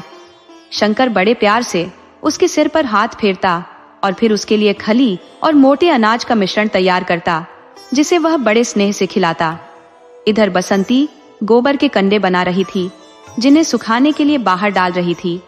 वह शंकर से बोली, भैया, पिताजी और भैया को खेतों में रोटी दे आना और लौटते समय हकीम काका से दवाई भी लेते आना। अम्मा की खांसी तो थमने का नाम ही नहीं ले रही है। शंकर ने जवाब दिया, अच्छा, मैं अभी जाता हूँ बसंती, बस रोटी बांध दे। बसंती, जो शंकर की बहन थी, ने तुरंत हाथ धोकर हैंडपंप से पानी निकाला और झोपड़ी में जाकर रोटी बांधने लगी। झोपड़ी की हालत खस्ता थी। एक तरफ से छत टूटी हुई थी और दीवारें मिट्टी की बनी थी। बर्तन भी जगह जगह टूटे फूटे थे। सामान के नाम पर एक छोटा सा लोहे का संदूक, कुछ पुराने कपड़े जो रस्सी पर लटके हुए थे, और दीवार पर एक हनुमान जी की तस्वीर थी, जिस पर लिखा था, संकट मोचन, सब संकट हरेंगे। बसंती के पिताजी किसान थे, जो कपास की खेती करते थे। अब उनके पास सिर्फ 2 एकड़ जमीन बची थी, क्योंकि पिछले साल बीज खरीदने के लिए उन्होंने अपने खेत का एक हिस्सा बेच दिया था। शंकर की उम्र सिर्फ 12 साल थी। और उसका बड़ा भाई 19 साल का हो चुका था। बसंती की उम्र 18 साल थी और उनकी माँ पार्वती अक्सर बीमार रहती थी। इतनी कमाई नहीं थी कि माँ का इलाज सही ढंग से करवाया जा सके। गांव के हकीम ही उनका इलाज करते थे। बसंती ने कपड़े में रोटी बांध दी और साथ में 2 प्याज रख दिए। वह कहने लगी, आज घर में सब्जी के लिए पैसे नहीं थे। जो थोड़े से पैसे थे उनसे हीरा और मोती के लिए अनाज खरीद लाई हूँ। आज कई दिनों बाद बैलों को भी अच्छा भोजन मिला है। बसंती कहती है, लहसुन कर पिताजी को देते समय हकीम काका से दवा भी ले आना। शंकर कहता है, ठीक है। बसंती फिर उसे जल्दी आने के लिए कहती है, कहीं ऐसा न हो कि तुम फिर पतंग लूटने लगो। शंकर जवाब देता है, हाँ ठीक है। शंकर घर पहुंचकर अपने बड़े भाई को आवाज लगाता है, भैया दीदी ने रोटी भेजी है। उसका भाई कहता है, अच्छा चलो पिताजी को बताते हैं कि थोड़ा खा ले। पिता भारी मन से कहते हैं, क्या खा ले, अब तक बीज बोने चाहिए थे। इस बार भी बारिश सही समय पर होगी या नहीं, कौन जानता है। घर में खाने को कुछ भी नहीं बचा है। कर्ज का बोझ भी सिर पर चढ़ा हुआ है। तुम्हारी माँ भी बीमार है, नहीं मालूम वो बचेगी या नहीं। बड़ा बेटा पिता को सांत्वना देने की कोशिश करता है, पिताजी ऐसा मत बोलो, सब ठीक हो जाएगा, आप चिंता मत करो। पिता कहते हैं, बेटा चिंता कैसे न करूं। फिर दोनों एक नीम के पेड़ के नीचे बैठकर भोजन करते हैं। शंकर हकीम काका के पास जाकर कहता है, काका माँ की खांसी नहीं रुक रही है। हकीम जी चिंतित होकर कहते हैं, शंकर मैंने कई बार कहा है शहर के अस्पताल में दिखा लो, अब उसकी खांसी मेरे बस में नहीं है। फिर वो एक कपड़े में दवा बांधकर शंकर को थमाते हैं। शंकर घर लौटता है। बसंती माँ पार्वती को बड़ी मुश्किल से उठाती है और कहती है, माँ दवा खा लो। पार्वती धीमी आवाज में अपनी आंखें खोलते हुए बसंती को प्यार से देखती है और कहती है, तूने कुछ खाया बेटी? सारा दिन काम में लगी रहती है, अपना ख्याल रखा कर। अब तू बड़ी हो गई है, अगर सुंदर नहीं दिखेगी तो कौन देखेगा। बसंती मुस्कुराते हुए कहती है, माँ तू मेरी शादी की चिंता मत कर, मैं तुम्हें छोड़कर कहीं नहीं जाऊंगी। चलो दवा खा लो। पार्वती हल्के से हंसते हुए कहती है, हट पगली, ऐसा थोड़ी ना होता है, तुझे एक दिन शादी तो करनी ही पड़ेगी। बड़ी मुश्किल से उठते हुए पार्वती दवा पीकर फिर लेट जाती है। पार्वती शंकर की ओर देखते हुए कहती है, शंकर खेत पर गया था क्या? शंकर जवाब देता है, हाँ माँ अभी गया था। फिर पार्वती पूछती है, सिंचाई का इंतजाम हो गया? शंकर धीरे से कहता है, अभी नहीं हुआ माँ। पिताजी रामदीन काका से बात कर रहे थे कि थोड़ी देर के लिए हमें भी बारहा चालू करने दो, बदले में जो किराया हो ले लो। पार्वती चिंता से पूछती है, तो उसने क्या कहा? शंकर जवाब देता है, वो तैयार है, लेकिन काका की बात मान नहीं रही। रवि की माँ चिंता में कह रही थी, अगर बहुत देर तक ऐसे ही चलता रहा तो हमारा ट्यूबवेल जल जाएगा। देखो इस बार समय पर बारिश होगी या नहीं। रवि बसंती उसे दिलासा देते हुए बोली, माँ तुम परेशान मत हो, भगवान इतना कठोर नहीं हो सकता। इस बार जरूर बारिश होगी और हमारा खेत सफेद सोने से लहलहाएगा। रात का समय था, पूरा गांव गहरी नींद में था, लेकिन रामचरण की आंखों से नींद कोसों दूर थी। वह खटिया पर लेटा खुले आसमान की ओर निहार रहा था। शायद कोई आवारा बादल का टुकड़ा दिख जाए, पर आसमान एकदम साफ था, जैसे किसी अनकही उदासी में डूबा हो। सितारे झिलमिलाते हुए चमक रहे थे और पूर्णिमा का चांद ऐसा प्रतीत हो रहा था मानो अपनी रोशनी से खेतों को और सूखा रहा हो।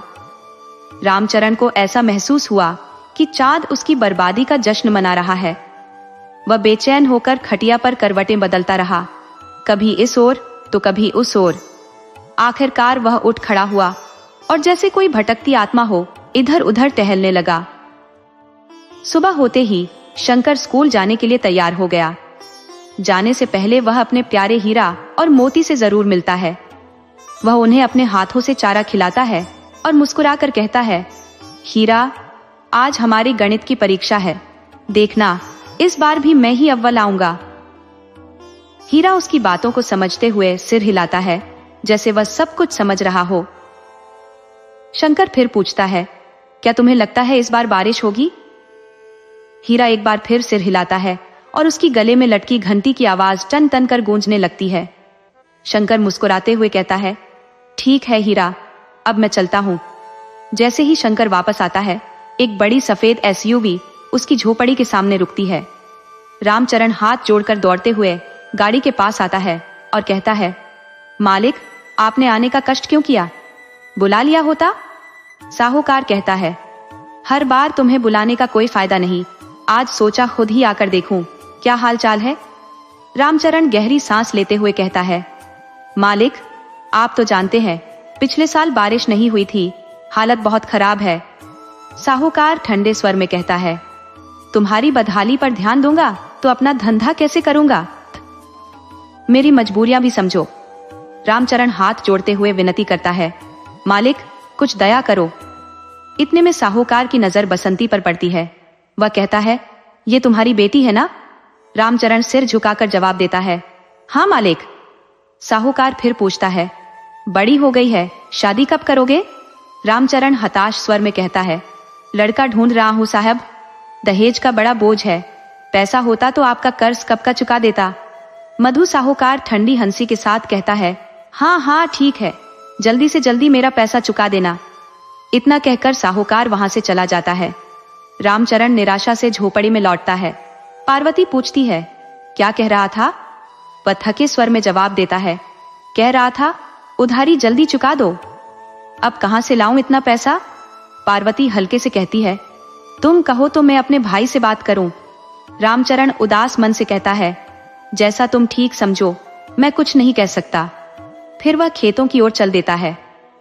पार्वती अपने बड़े बेटे हरि से कहती है, बेटा, मामा से 1 लाख रुपए मांग लो। हरि आश्चर्य से कहता है, अम्मा, मामा इतने पैसे दे देंगे? पार्वती ठंडी आवाज में कहती है, पूछकर तो देखना पड़ेगा बेटा। तभी बाहर शोर सुनाई देता है। पार्वती बेचैन होकर पूछती है, क्या हुआ? हरि जवाब देता है, पता नहीं अम्मा, जाकर देखता हूँ। हरि बाहर निकलकर लोगों से पूछता है, भाई क्या हुआ, इतना शोर क्यों मचा है? पड़ोसी उदास स्वर में बताता है, तुम्हें नहीं पता, आज सुबह सुबह बिहारी लाल ने पेड़ पर लटक कर आत्महत्या कर ली। हरि चौंक कर पूछता है, क्यों चाचा? वह जवाब देता है, साहूकार का कर्ज बहुत बढ़ गया था, इस साल बीज भी नहीं खरीद पाया, तंग आकर आत्महत्या कर ली। हरि दुखी होकर कहता है, ये तो बहुत बुरा हुआ, बेचारा किसान।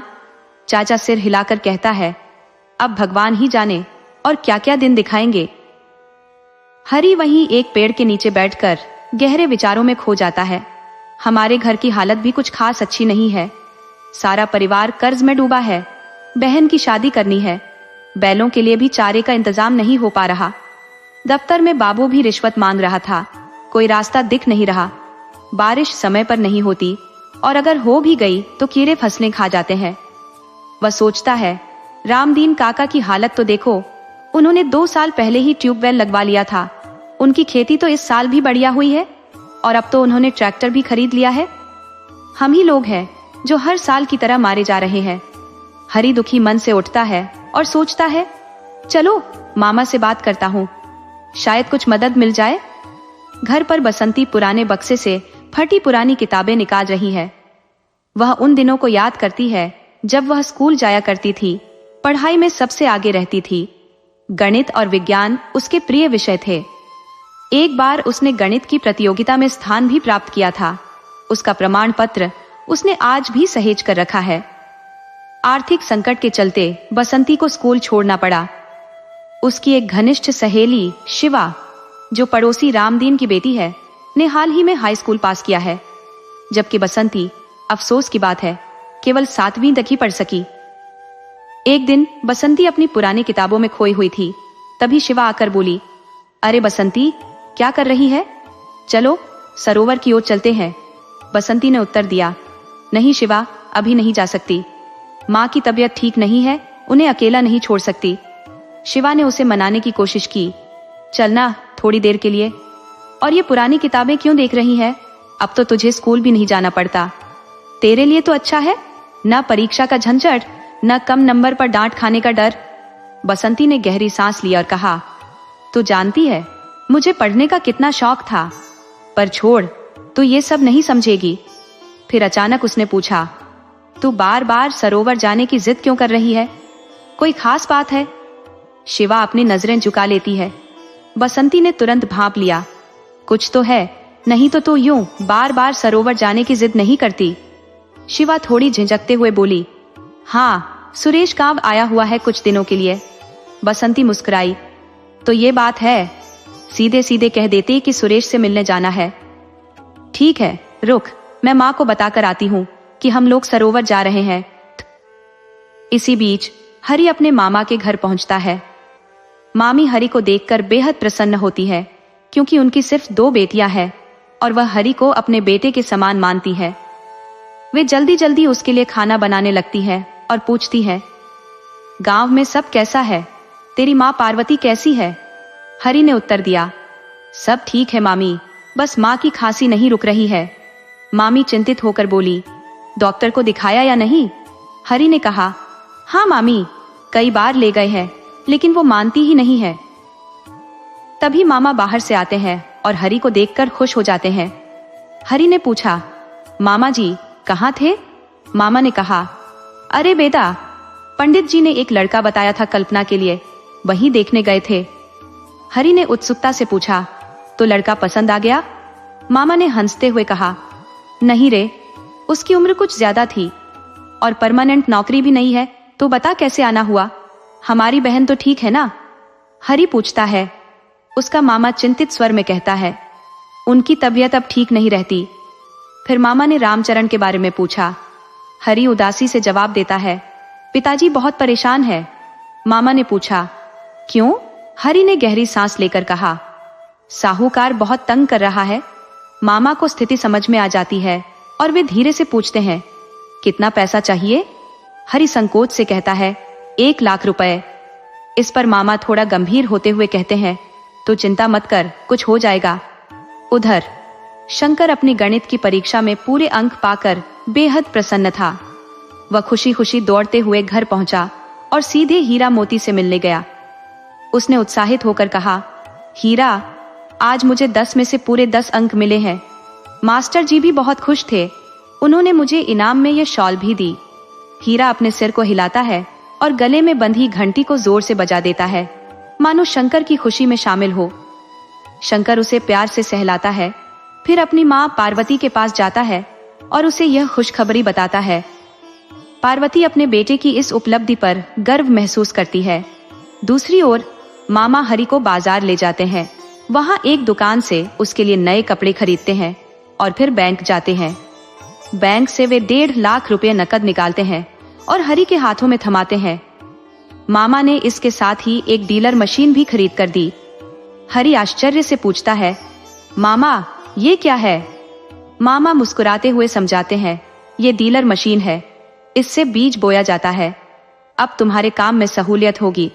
इस मशीन में एक स्टील का धारदार हिस्सा होता है, जो तैयार की गई जमीन पर हल्का दबाव डालने से एक छोटा गड्ढा बना देता है। जब मशीन को थोड़ा और दबाया जाता है तो बीच में लगे बॉक्स से बीज गिरकर उस गड्ढे में चला जाता है।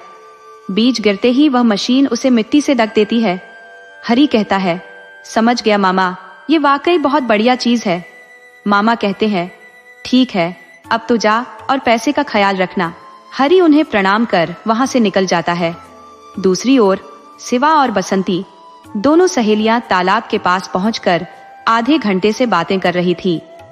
अचानक बसंती पूछती है, तूने अपनी अम्मा को सुरेश के बारे में कुछ बताया या नहीं? शिवा कहती है, अभी नहीं बताया, पर अब सोच रही हूँ कि बता दूं। बात कर लूंगी जल्दी। बसंती कहती है, हाँ जल्दी बता दे, कहीं देर ना हो जाए। तभी शिवा सुरेश को आते हुए देखती है और उत्साह से कहती है, वो देख, सुरेश आ रहा है। आज मैं उससे जरूर पूछूंगी कि वो हमसे शादी करना चाहता है या नहीं। बसंती सहमति में सिर हिलाती है और कहती है, ये तो तेरा सही निर्णय है। जैसे ही सुरेश पास आता है, बसंती हंसकर कहती है, कैसे हो सुरेश भैया? सुरेश जवाब देता है, मैं ठीक हूँ, तुम बताओ। बसंती कहती है, मैं भी ठीक हूँ। अच्छा तुम लोग बातें करो, मैं चलती हूँ। शिवा कहती है, नहीं बसंती, तू बस 5 मिनट और बैठ, फिर मैं भी तेरे साथ चलूंगी। बसंती थोड़ी दूर जाकर जामुन के पेड़ से जामुन तोड़ने लगती है।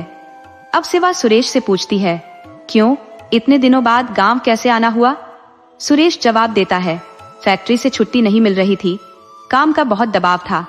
शिवा हंसते हुए कहती है, तो अब छुट्टी मिल गई, अब क्या इरादा है? सुरेश थोड़ी हैरानी से पूछता है, कैसा इरादा? शिवा मुस्कुराते हुए कहती है, हमारे बारे में कुछ सोचा है कि नहीं? कब करोगे शादी की बात? सुरेश गंभीर होकर कहता है, शादी की बात करने के लिए ही तो गांव आया हूं। शिवा थोड़ी शर्माते हुए कहती है, अच्छा तो शादी के बाद हमें शहर घुमाओगे ना? सुरेश हंसते हुए कहता है, हाँ क्यों नहीं, मैं तो तुम्हें अपने साथ ही रखूंगा। शिवा कहती है, ठीक है अब हम चलते हैं। सुरेश कहता है, इतनी जल्दी क्यों जा रही हो? शिवा मुस्कुराते हुए जवाब देती है, जल्दी इसलिए, नहीं तो अम्मा हमें ढूंढ रही होगी। उधर रामचरण साहूकार का सारा कर्ज चुकाने के लिए उसकी हवेली पर पहुंचता है। क्या मामला है, इतनी सुबह सुबह उदास चेहरा लेकर क्यों आया है? साहूकार ने रामचरण से पूछा।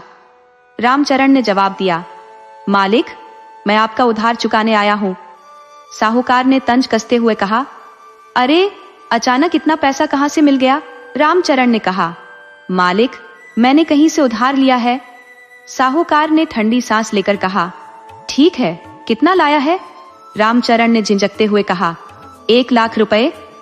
साहूकार ने सवाल किया, और बाकी 2 लाख का क्या हुआ? रामचरण ने विनम्रता पूर्वक उत्तर दिया, मालिक फसल बिकने के बाद बाकी भी लौटा दूंगा। साहूकार ने सिर हिलाते हुए कहा, ठीक है जा अपना काम कर। रामचरण सीधा बाजार की ओर चल पड़ा। वहां से उसने बचे हुए पैसे से G27 कपास के बीज खरीदे और अपने बेटे हरि को पुकारा, चल बेटा खेत चलते हैं, अब खेत की गुड़ाई करनी है। पिता पुत्र फावड़ों के साथ खेत की गुड़ाई में जुट गए। हरि ने देखा कि बगल में रामदीन एक बड़ी मशीन से मिट्टी पलट रहा था। उत्सुक होकर हरि ने अपने पिता से पूछा, पिताजी ये रामदीन ने कौन सी बड़ी मशीन लाई है? रामचरण ने जवाब दिया, लगता है उसने कहीं से कल्टीवेटर मशीन किराए पर ली है। हरि ने फिर पूछा, इस मशीन का क्या काम होता है? रामचरण ने बताया, ये मशीन मिट्टी को भुरभुरी करती है जिससे बीज बोने में आसानी होती है। लेकिन बेटा अपना काम कर, दूसरों के काम पर ध्यान मत दे। इधर बसंती अपने घर के कामों में व्यस्त थी। वह दूर जंगल से लकड़ियां इकट्ठा कर रही थी ताकि घर में चूल्हा जल सके। तभी चांदनी नाम की एक औरत जो अक्सर गांव आती जाती रहती थी ने उसे आवाज दी। चांदनी साहूकार की अच्छी दोस्त थी, मध्यम कद की औरत जिसके मुंह में अक्सर पान का बीरा रहता था। उस दिन उसने पीले रंग की चमकदार साड़ी पहन रखी थी, कानों में बड़े बड़े झुमके और माथे पर बड़ी सी बिंदी लगी थी। वह पढ़ी लिखी भले न हो, पर बातों से लोगों को अपनी ओर खींचने में माहिर थी। उसने छेड़ते हुए कहा, अरे बसंती कहाँ यूं इधर उधर घूम रही है? बसंती ने जवाब दिया, कुछ नहीं, लकड़ियां बीन रही हूं।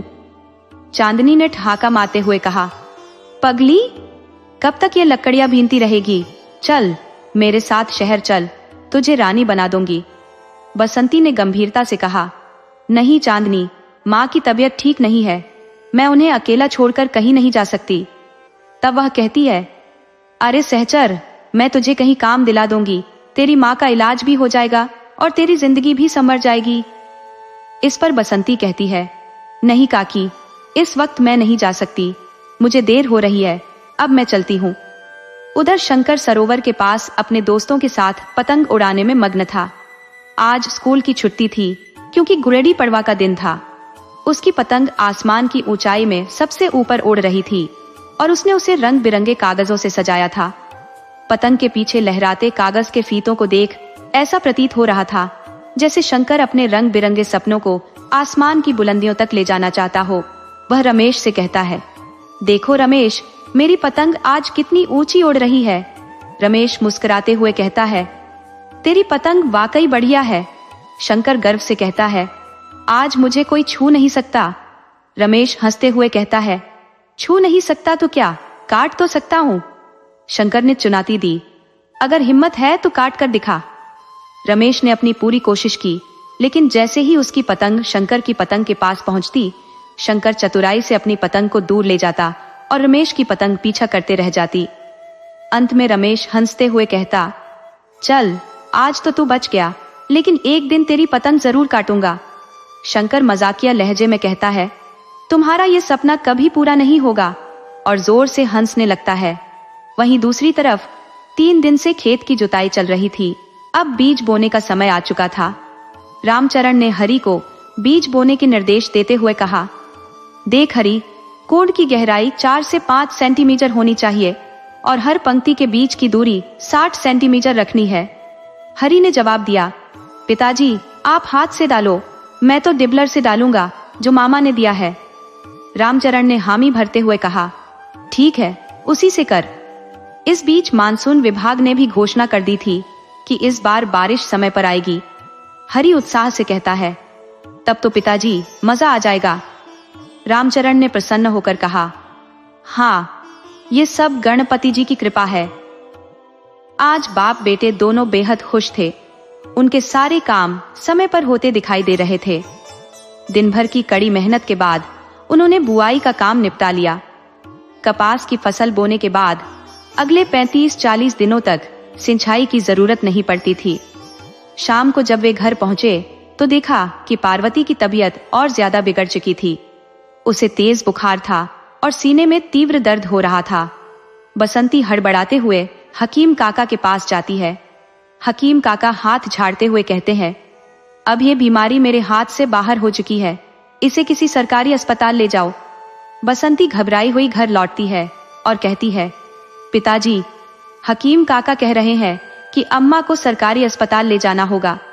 पार्वती के मन में एक विचार आता है, अस्पताल का खर्चा कहां से आएगा? वह अचानक उठ खड़ी होती है और कहती है, मुझे कुछ नहीं हुआ, मैं अस्पताल नहीं जाऊंगी। पार्वती की जिद पर सभी चुप हो जाते हैं। बसंती गणपति जी के सामने से फूल उठाकर अम्मा के माथे पर रखती है। अगली सुबह शिवा बसंती के घर आती है और पूछती है, बसंती, काकी की तबीयत कैसी है? बसंती आंसू पोंछते हुए कहती है, रात ठीक से सो नहीं पाई, इसलिए तबीयत ठीक नहीं लग रही। शिवा उसे ढांढस बंधाते हुए कहती है, तू क्यों रो रही है? अम्मा ठीक हो जाएगी, चिंता मत कर। शिवा उसके घर के कामों में मदद करने लगती है। वह रोटियां बनाते हुए कहती है, चल बसंती, अब तू खा ले, कल से भूखी है, ऐसे कैसे चलेगा? बसंती उदास होकर कहती है, मन नहीं कर रहा। शिवा उसे समझाते हुए कहती है, कैसे मन नहीं करेगा, तुझे खाना होगा, नहीं तो अम्मा को कौन देखेगा? इतने में बसंती देखती है कि मामा चले आ रहे हैं। जैसे ही बसंती ने मामा को देखा, उसके चेहरे पर ऐसी खुशी आ गई जैसे किसी डूबते हुए इंसान को किनारे का सहारा मिल गया हो। वह बेहद उत्साहित होकर पूछती है, मामा, आप यहाँ कैसे आए? मामा ने गहरी नजरों से जवाब दिया, मैं पार्वती की तबीयत देखने आया हूँ। कैसी है वो? बसंती ने धीरे से कहा, माँ की हालत अच्छी नहीं है।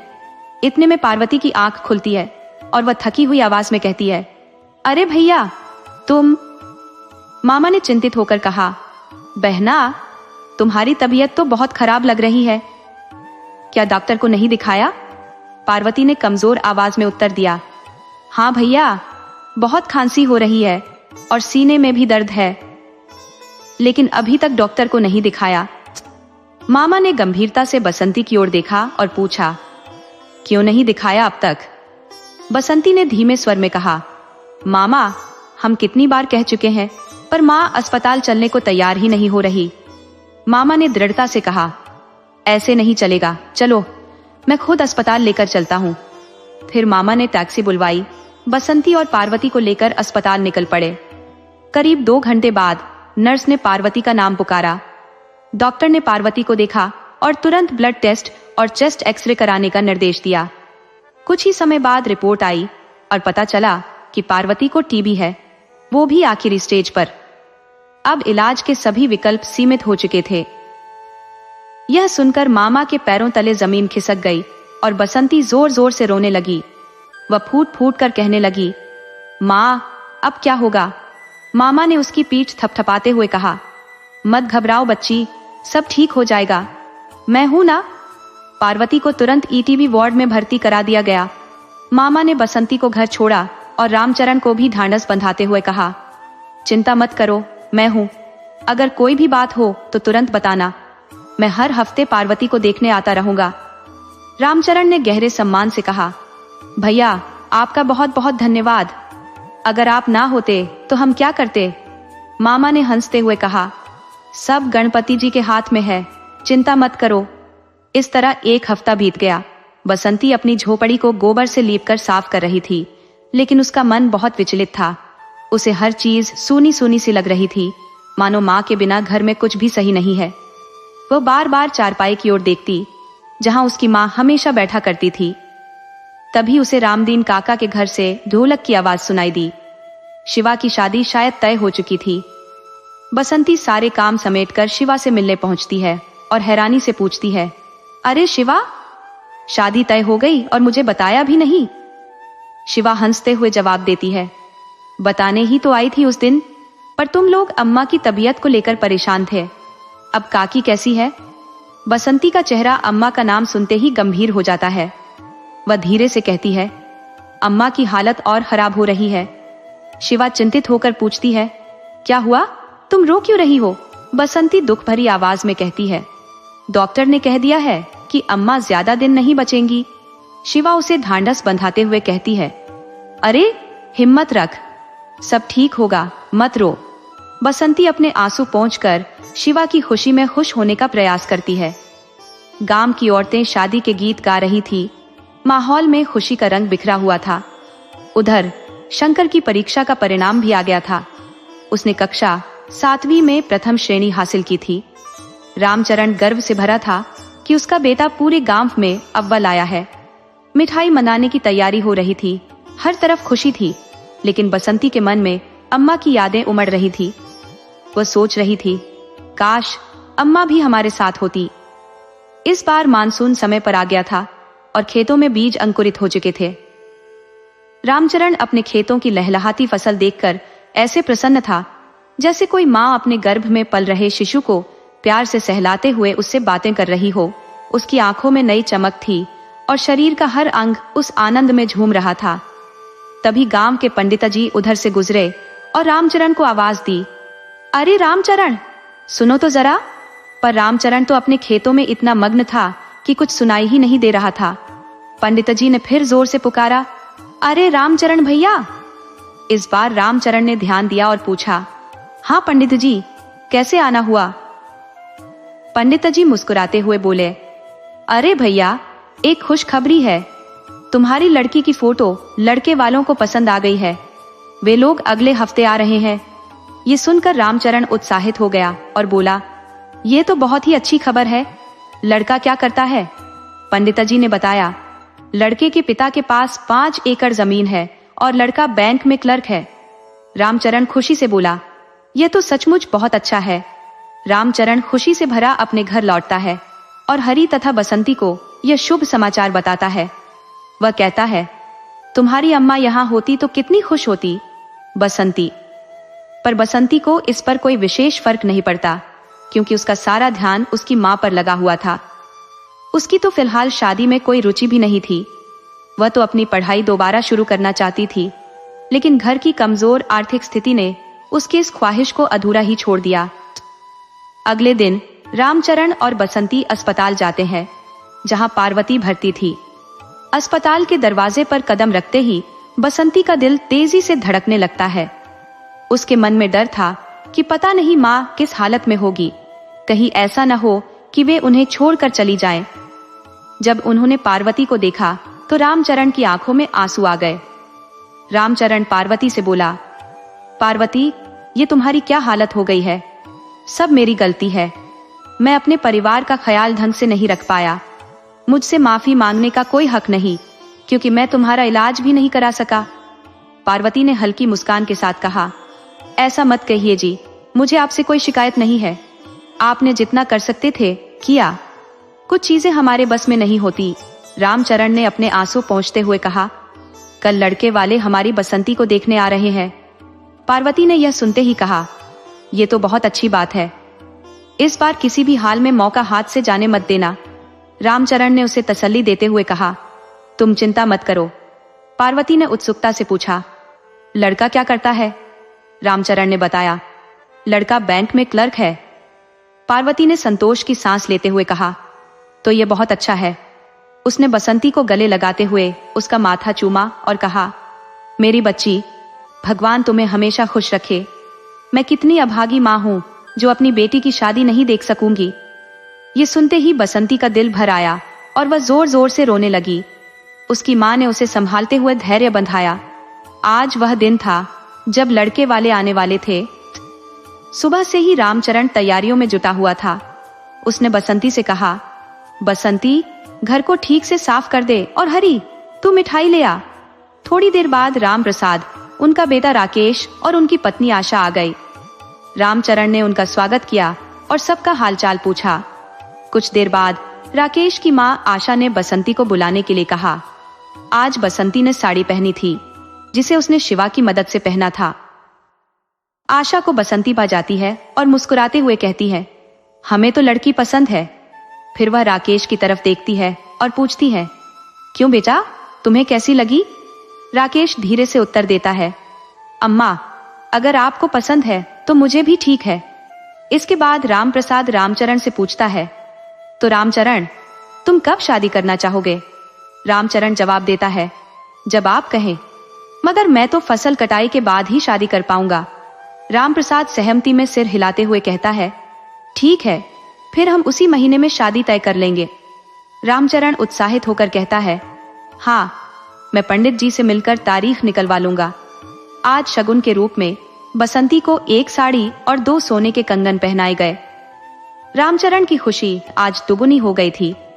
पार्वती को अस्पताल में भर्ती हुए 3 हफ्ते बीत चुके थे और उसकी हालत लगातार बिगड़ती जा रही थी। आज बसंती अपने छोटे भाई शंकर के साथ माँ से मिलने अस्पताल गई थी। अम्मा की बिगड़ती हालत देखकर बसंती का दिल टूटने लगा और उसकी आंखों से आंसू थमने का नाम नहीं ले रहे थे। पार्वती ने अपनी बेटी को सांत्वना देते हुए कहा, रो मत पगली, जाना तो सबको है, चाहे आज हो या कल। जो जन्म लेता है उसका अंत एक न एक दिन जरूर होता है। यही सृष्टि का नियम है। बसंती सुबकते हुए बोली, माँ, लेकिन तुम्हारे बिना मैं कैसे रहूंगी? उसकी माँ ने हल्की मुस्कान के साथ कहा, अरे, जब ससुराल जाएगी तो वहां की जिम्मेदारियों में सब भूल जाएगी। वैसे भी समय सारे दुख कष्ट भुला देता है। इतने में पार्वती की नजर बसंती के हाथों में पड़े कंगनों पर पड़ी। उसने प्यार से बसंती के हाथों को थामते हुए कहा, ये कंगन तो बहुत सुंदर है, तेरी सास ने पहनाए है ना? बसंती ने हौले से सिर हिलाया और कहा, हाँ माँ, ये मुझे मेरी सास ने दिए हैं। पार्वती ने उसे अपने गले से लगाते हुए कहा, मेरी बेटी, शादी के बाद औरत की जिंदगी बदल जाती है। वहां सबका ख्याल रखना, अपने सास ससुर की सेवा करना और पति की छाया बनकर रहना। बसंती की आंखों में फिर से आंसू भर आए और वह अपनी माँ से लिपट गई।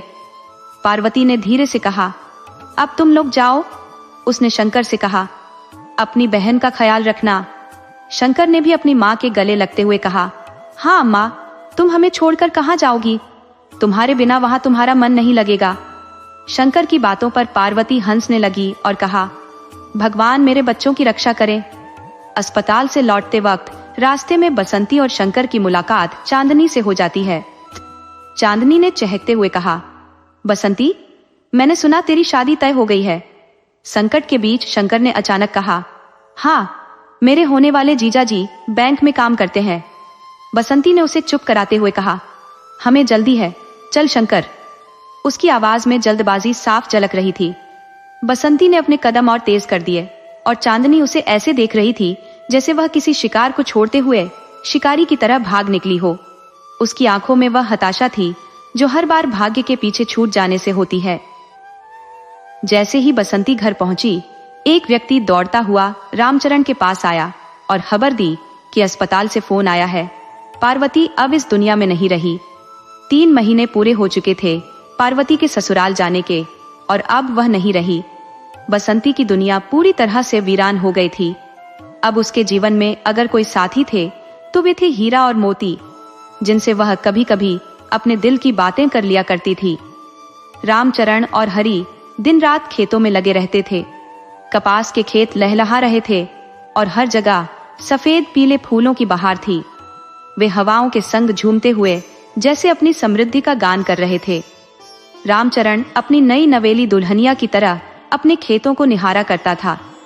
पर जैसे ही एक रात आई, रामचरण ने महसूस किया कि आकाश में कोई अशुभ संकेत छिपा है। हवाएं कुछ ज्यादा ही तेज हो रही थी, मानो कोई बड़ा संकट आने वाला हो। रामचरण बेचैन हो उठा और हरि से बोला, इतनी तेज हवा क्यों चल रही है? मुझे कुछ ठीक नहीं लग रहा, लगता है कोई तूफान आने वाला है। हरि ने उसे दिलासा देने की कोशिश की। कुछ नहीं होगा पिताजी, आप चिंता मत करो। लेकिन रामचरण को खेतों की चिंता सता रही थी। वह बोला, नहीं, मुझे लगता है कुछ बुरा होने वाला है, हम बर्बाद हो जाएंगे। रामचरण जैसे ही खेतों की तरफ दौड़ा, उसने देखा कि हवाएं और तेज हो गई थी। उसने आसमान की तरफ देखते हुए प्रार्थना की, हे भगवान, हम पर दया करो, इस तूफान को रोक लो। तभी बिजली की कड़क सुनाई दी और बादल जोर से गरजने लगे, मानो वे भी उसे चुनौती दे रहे हों। रामचरण ने जोर जोर से चिल्लाना शुरू कर दिया। हवा और भी उग्र हो गई और हीरा मोती का छप्पर उड़ गया। मोती को भी अब लगने लगा था कि अनहोनी पास है। वह अपने पांव जमीन पर पटकर गुस्से में बेकाबू हो जाता है और हीरा बेचैनी से अंबानी की तरह दौड़ने लगता है। पलक झपकते ही हवा बवंडर का रूप ले लेती है, बिना किसी मौसम की पूर्व सूचना के। जोरदार बारिश ने आसमान को घेर लिया, मानो प्रकृति की कोई अप्रत्याशित शक्ति खेतों पर कहर बनकर बरस रही हो। बादलों की गर्जना और बिजली की चमक उस समय ऐसे लग रही थी जैसे आकाश से आग के गोले गिरकर फसलों को जलाने लगे हों। बसंती, शंकर और हरि अपने पिता के लौटने का बेसब्री से इंतजार कर रहे थे, लेकिन रामचरण कहीं दिखाई नहीं दे रहा था। सुबह की रोशनी फैलने लगी और अब तक उनके पिता घर नहीं लौटे थे। बसंती का दिल बेचैन हो गया। वह हरि से बोली, हरि, जाकर देख के पिताजी अभी तक क्यों नहीं आए। हरि खेतों की ओर बढ़ता है और जब वह वहां पहुंचता है तो देखता है कि उसके सारे खेत तबाह हो चुके हैं। बस तूफान के बाद बचे हुए कुछ खंडहर से दृश्य बाकी थे। चारों ओर सिर्फ विनाश था और यह दृश्य देखकर हरि की आंखों के सामने अंधेरा छाने लगा। वह एक चबूतरे पर बैठकर खुद को संभालने की कोशिश करता है, लेकिन उसे ऐसा लग रहा था जैसे पूरी दुनिया खत्म हो गई हो। तभी रवि दौड़ते हुए उसके पास आता है और जोर से हरि को झकझोरते हुए कहता है, भैया, अनर्थ हो गया। हरि कुछ समझ नहीं पाता और कहता है, क्या अनर्थ? तो रवि बोलता है, आपके बाबूजी। हरि के होश उड़ जाते हैं। वह घबराहट में रवि के साथ दौड़ता है। कुछ दूर जाने पर वह देखता है कि एक पेड़ के नीचे भीड़ जमा है। पुलिस भी वहां मौजूद थी। हरि भीड़ को चीरते हुए आगे बढ़ता है और जो उसने देखा उसे देखकर उसकी आंखें फैल जाती हैं। उसके पिताजी अब इस दुनिया में नहीं थे। वह जोर से चीख उठता है, पिताजी, आप हमें अकेला छोड़कर क्यों चले गए? आपने ऐसा क्यों किया? तूफान को गुजरे 2 महीने हो चुके थे। सभी रिश्तेदार आ जा चुके थे और मामा के दिए पैसे भी खत्म हो गए थे। सरकार ने सहायता का वादा किया था, लेकिन सरकारी प्रक्रियाओं में समय लग रहा था। घर में 3 अनाथ बच्चे थे और साहूकार रोज दरवाजे पर दस्तक दे रहा था। हरि और बसंती के पास अब कोई रास्ता नहीं बचा था। हरि ने आखिरकार बसंती से कहा, बसंती, मैं शहर जाकर काम ढूंढूंगा, यही एकमात्र रास्ता बचा है। हरि ने गहरी सांस लेते हुए कहा, कब तक हम मामा के सामने हाथ फैलाते रहेंगे? बसंती ने सहमति में सिर हिलाया, तुम सही कह रहे हो। हरि ने शहर जाने की तैयारियां शुरू कर दी। तभी पंडित जी आ गए। हरि ने आश्चर्यचकित होकर पूछा, पंडित जी, इस समय कैसे आना हुआ? पंडित जी थोड़ी हिचकिचाहट के साथ बोले, बेटा, बात कहने में संकोच हो रहा है। हरि ने आग्रह किया, कहिए पंडित जी, कुछ मत छुपाइए। पंडित जी ने धीरे से कहा, राम प्रसाद जी अब तुम्हारे घर से रिश्ता जोड़ने को इच्छुक नहीं है। उन्होंने अपने सोने के कंगन वापस मांगे हैं। हरि ने शांत स्वर में कहा, हाँ, इसका तो अंदाजा था, हम पहले से ही तैयार थे। उसने बसंती को आवाज दी। बसंती, जो सब कुछ सुन रही थी, बिना किसी सवाल के कंगन उतारकर पंडित जी को दे देती है, लेकिन खुद को संभाल नहीं पाती और अंदर जाकर सिसकियों में डूब जाती है। हरि उसे पास बुलाकर दिलासा देता है, बसंती, हम अनाथ नहीं है, मैं हूं ना, सब ठीक हो जाएगा, चिंता मत करो। वह उसे गले लगाकर चुप कराता है। बसंती ने अश्रुपूरित आंखों से कहा, भैया, हम अब अकेले रह गए हैं, हमारा कोई नहीं बचा। हरि ने मुस्कुराते हुए कहा, पगली, ऐसे नहीं कहते, मैं हूं ना, सब ठीक कर दूंगा। शंकर का ध्यान रखना, वह अभी बच्चा है। मैं शहर जाता हूँ, कुछ काम ढूंढूंगा। हरी मामा के घर जाकर मजदूरी के लिए चौराहे पर खड़ा हो जाता है। पूरे दिन के इंतजार के बाद भी उसे कोई काम नहीं मिला। थक हार कर, निराश होकर वह मामा के घर लौट आता है। मामी उसे सांत्वना देती है, परेशान मत हो बेटा, आज काम नहीं मिला तो क्या हुआ, कल जरूर मिलेगा। चलो अब कुछ खा लो। उधर बसंती सांझ के भोजन की तैयारी कर रही थी, तभी साहूकार आ धमका। उसने तिरस्कार भरे स्वर में कहा, तुम्हारा भैया कहाँ है? बसंती ने विनम्रता से जवाब दिया, वह तो काम की तलाश में शहर गए हैं। साहूकार ने कड़े शब्दों में कहा, तुम्हें पता है ना, तुम्हारे पिता ने मुझसे कर्ज लिया था, मुझे 1 हफ्ते में अपना पूरा पैसा चाहिए। बसंती ने हाथ जोड़ते हुए कहा, हमें मालूम है, लेकिन तूफान ने सब कुछ बर्बाद कर दिया, हमारे पिताजी भी नहीं रहे। साहूकार ने कठोरता से कहा, इन बातों से मुझे कोई मतलब नहीं है, मुझे मेरा पैसा चाहिए और वो भी समय पर। बसंती इस बात से व्याकुल हो उठी, अब क्या होगा, भैया अकेले कैसे सब संभालेंगे? ये सोचते हुए वह चूल्हे में आग लगाती है और एक हाथ से खाना बनाती है, जबकि दूसरे हाथ से अपने आंसू पोंछती है। इतने में शंकर वहां आ जाता है। दीदी, तुम रो क्यों रही हो? शंकर ने मासूमियत से पूछा। बसंती ने अपने आंसुओं को छुपाते हुए कहा, कुछ नहीं रे, मैं कहाँ रो रही हूँ। बसंती जल्दी से अपने आंसू पोंछते हुए बोली, चलो खाना खा लो, बहुत देर हो गई है। दोनों भाई बहन खुले आसमान के नीचे बैठकर भोजन कर रहे थे। तभी चांदनी वहां आ गई। उसने गहरी सहानुभूति के साथ कहा, तुम्हारे बाबूजी के बारे में सुनकर बहुत बुरा लगा। सुना है तुम लोगों पर साहूकार का भारी कर्ज भी है? बसंती ने सिर झुकाकर कहा, हाँ भैया, शहर गए हैं, कुछ ना कुछ काम जरूर मिल जाएगा। चांदनी ठंडी सांस लेकर बोली, काम मिल भी गया तो क्या, उससे कर्ज थोड़ी चुक जाएगा, उसे तो तुम लोग बस 2 वक्त की रोटी का इंतजाम कर पाओगे। बसंती, मेरी बात मान, चल मेरे साथ मुंबई, वहां साहूकार तुम्हारा सारा कर्ज भी माफ कर देंगे और ऊपर से 2 लाख रुपए भी देंगे। मैं तुम्हें वहां अच्छी नौकरी दिला दूंगी, जिससे तुम अपने भाई की भी मदद कर सकोगी। बसंती एकदम चुप हो गई। उसे समझ नहीं आ रहा था कि क्या करे। वह कभी शंकर को देखती तो कभी हीरा और मोती को। चांदनी ने जाते जाते कहा, सोच लो, मैं कल फिर आऊंगी। बसंती रात भर करवटें बदलती रही। उसके कानों में चांदनी की बातें गूंजती रही। साहूकार का कर्ज माफ हो जाएगा और बदले में 2 लाख रुपए भी मिलेंगे। ये विचार उसे कचोटता रहा। अगली सुबह हरी फिर उसी चौराहे पर खड़ा हो गया, जहां हर रोज मजदूर खड़े होते थे। धीरे धीरे सारे मजदूर काम पर चले गए, लेकिन हरी अभी भी खड़ा था। तभी एक आदमी आया और पूछने लगा, तुम मजदूर हो? हरी ने कहा, हाँ साहब। आदमी बोला, मेरे साथ चलोगे? बस 2 घंटे का काम है, गोदाम साफ करना है। हरी ने कहा, ठीक है साहब, जो भी आप देंगे ले लूंगा। उधर बसंती जंगल से लकड़ियां बटोर कर लौट रही थी। उसने टूटे हुए टहनियों का गट्ठर बनाया और सिर पर बांधकर घर लाई। शंकर, जो पास ही खेल रहा था, उसे देखकर दौड़ा और उसकी मदद करने लगा। लकड़ियों का बंडल उतारने में सहायता करते हुए शंकर ने मासूमियत से पूछा, दीदी एक बात पूछूं? बसंती मुस्कुराते हुए बोली, पूछो शंकर। शंकर ने उदासी से कहा, अब मैं स्कूल नहीं जा पाऊंगा ना दीदी? बसंती ने तुरंत जवाब दिया, क्यों नहीं, तुम जरूर जाओगे। लेकिन उसके मन में चिंता गहराने लगी कि अब शंकर की पढ़ाई का खर्च कहां से आएगा। वह नहीं चाहती थी कि शंकर की पढ़ाई अधूरी रह जाए, जैसे उसकी रह गई थी। उसने मन ही मन एक बड़ा फैसला कर लिया। बसंती ने मन ही मन ठान लिया था कि शंकर को वह जरूर पढ़ाएगी। उसे एक शिक्षित किसान बनाएगी, जो न सिर्फ खेती में दक्ष हो, बल्कि गांव वालों को आधुनिक तकनीक और खेती के नए तरीकों से अवगत कराए। मगर आज बसंती दिन भर बेचैन थी। वह कोई ठोस निर्णय नहीं ले पा रही थी कि आखिर वह क्या करे।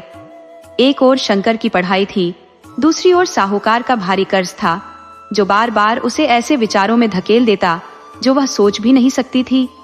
उसके मन में बस एक ही विचार घूम रहा था, अगर वह शहर चली जाए और चांदनी के साथ काम करे तो साहूकार कर्जा माफ कर देगा और ऊपर से 2 लाख रुपए भी देगा। लेकिन क्या यह सही होगा?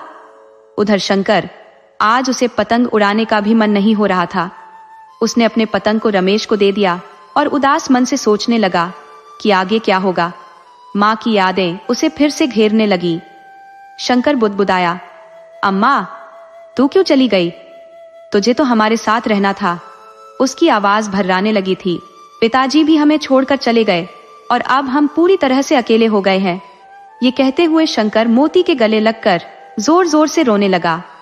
मोती उसके दुख को समझते हुए कुछ कह नहीं पाया, बस उसका सिर हिलाता रहा।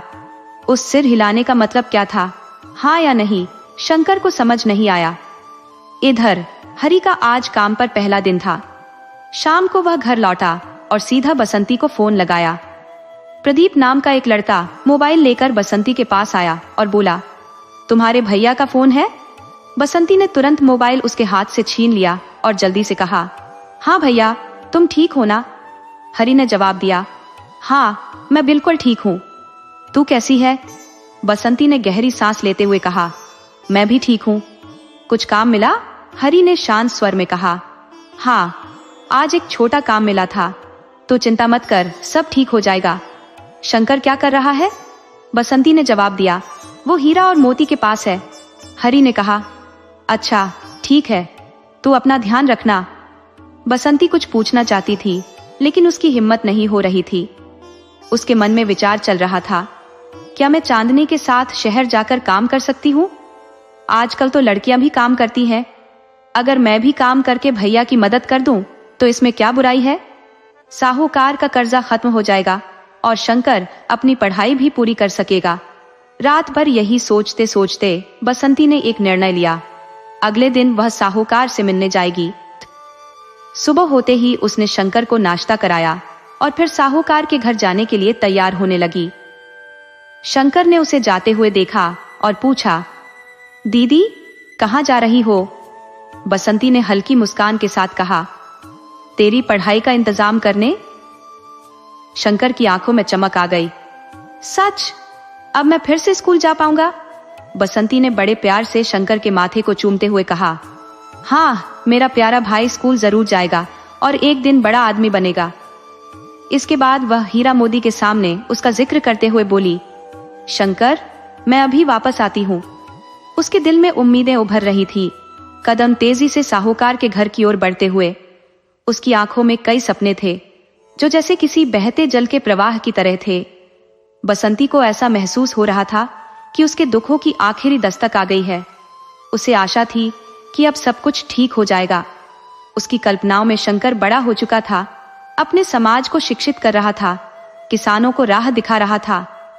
बसंती अपनी सोच में इतनी खो गई थी कि उसे पता ही नहीं चला कि वह साहूकार के घर पहुंच चुकी थी। बाहर खड़े लठैतों ने उसे देखते ही पहचान लिया कि एक नई शिकार आई है। उन्होंने उसकी ओर देखते हुए कहा, हाँ साहूकार से मिलना है? आओ हम तुम्हें अभी उनसे मिलवा देते हैं। अंदर जाते ही उन्होंने साहूकार से कहा, सरकार बसंती आपसे मिलना चाहती है। बसंती को वहां पहुंचते ही चांदनी दिखाई दी।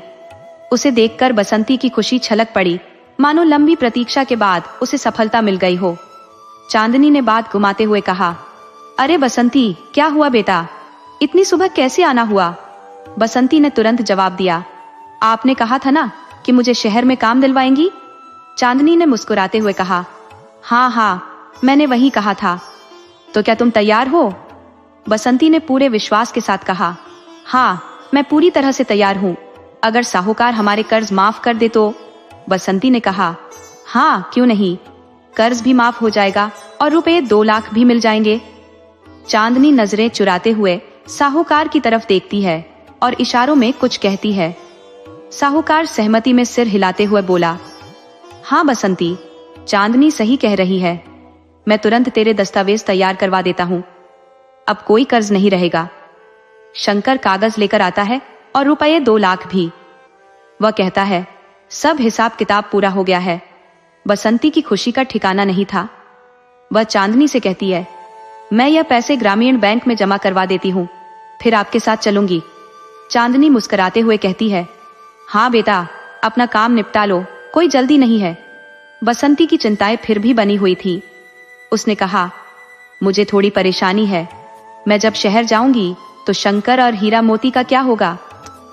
चांदनी ने उसे ढांढस बंधाते हुए कहा, तुम उनकी चिंता मत करो, शंकर को हम तुम्हारे मामा के घर छोड़ देंगे और हीरा मोती साहूकार के यहाँ रहेंगे।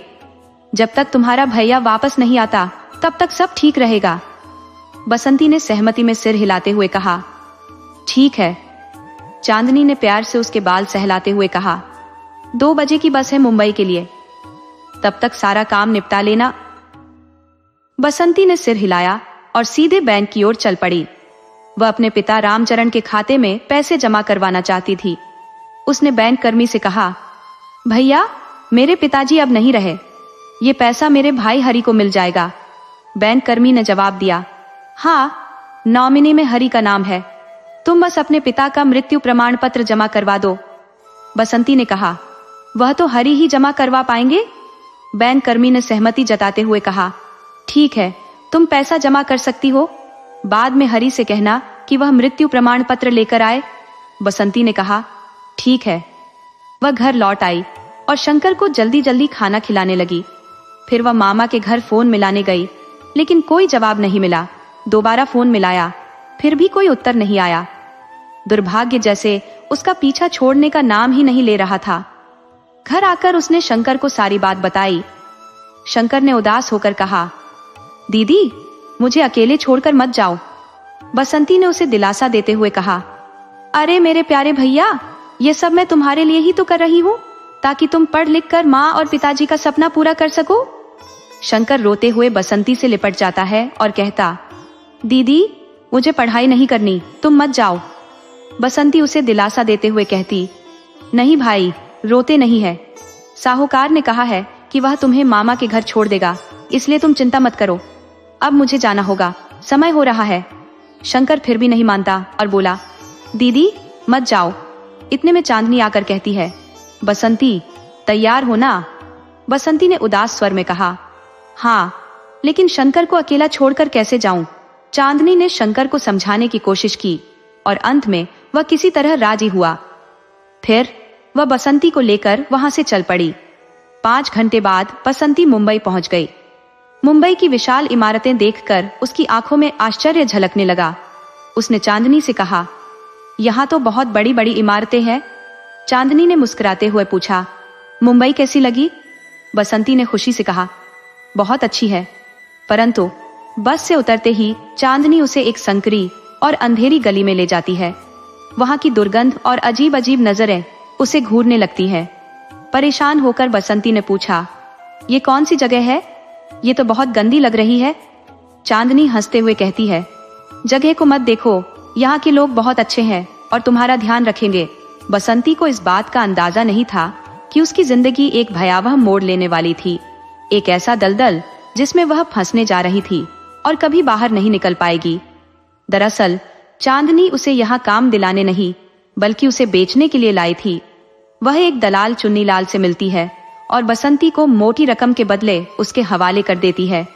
बसंती अब सच्चाई समझ जाती है, लेकिन अब बहुत देर हो चुकी थी। वह रो रो कर गिड़गिड़ाती है, मुझे छोड़ दो, मुझे जाने दो। पर अब उसकी सुनने वाला कोई नहीं था।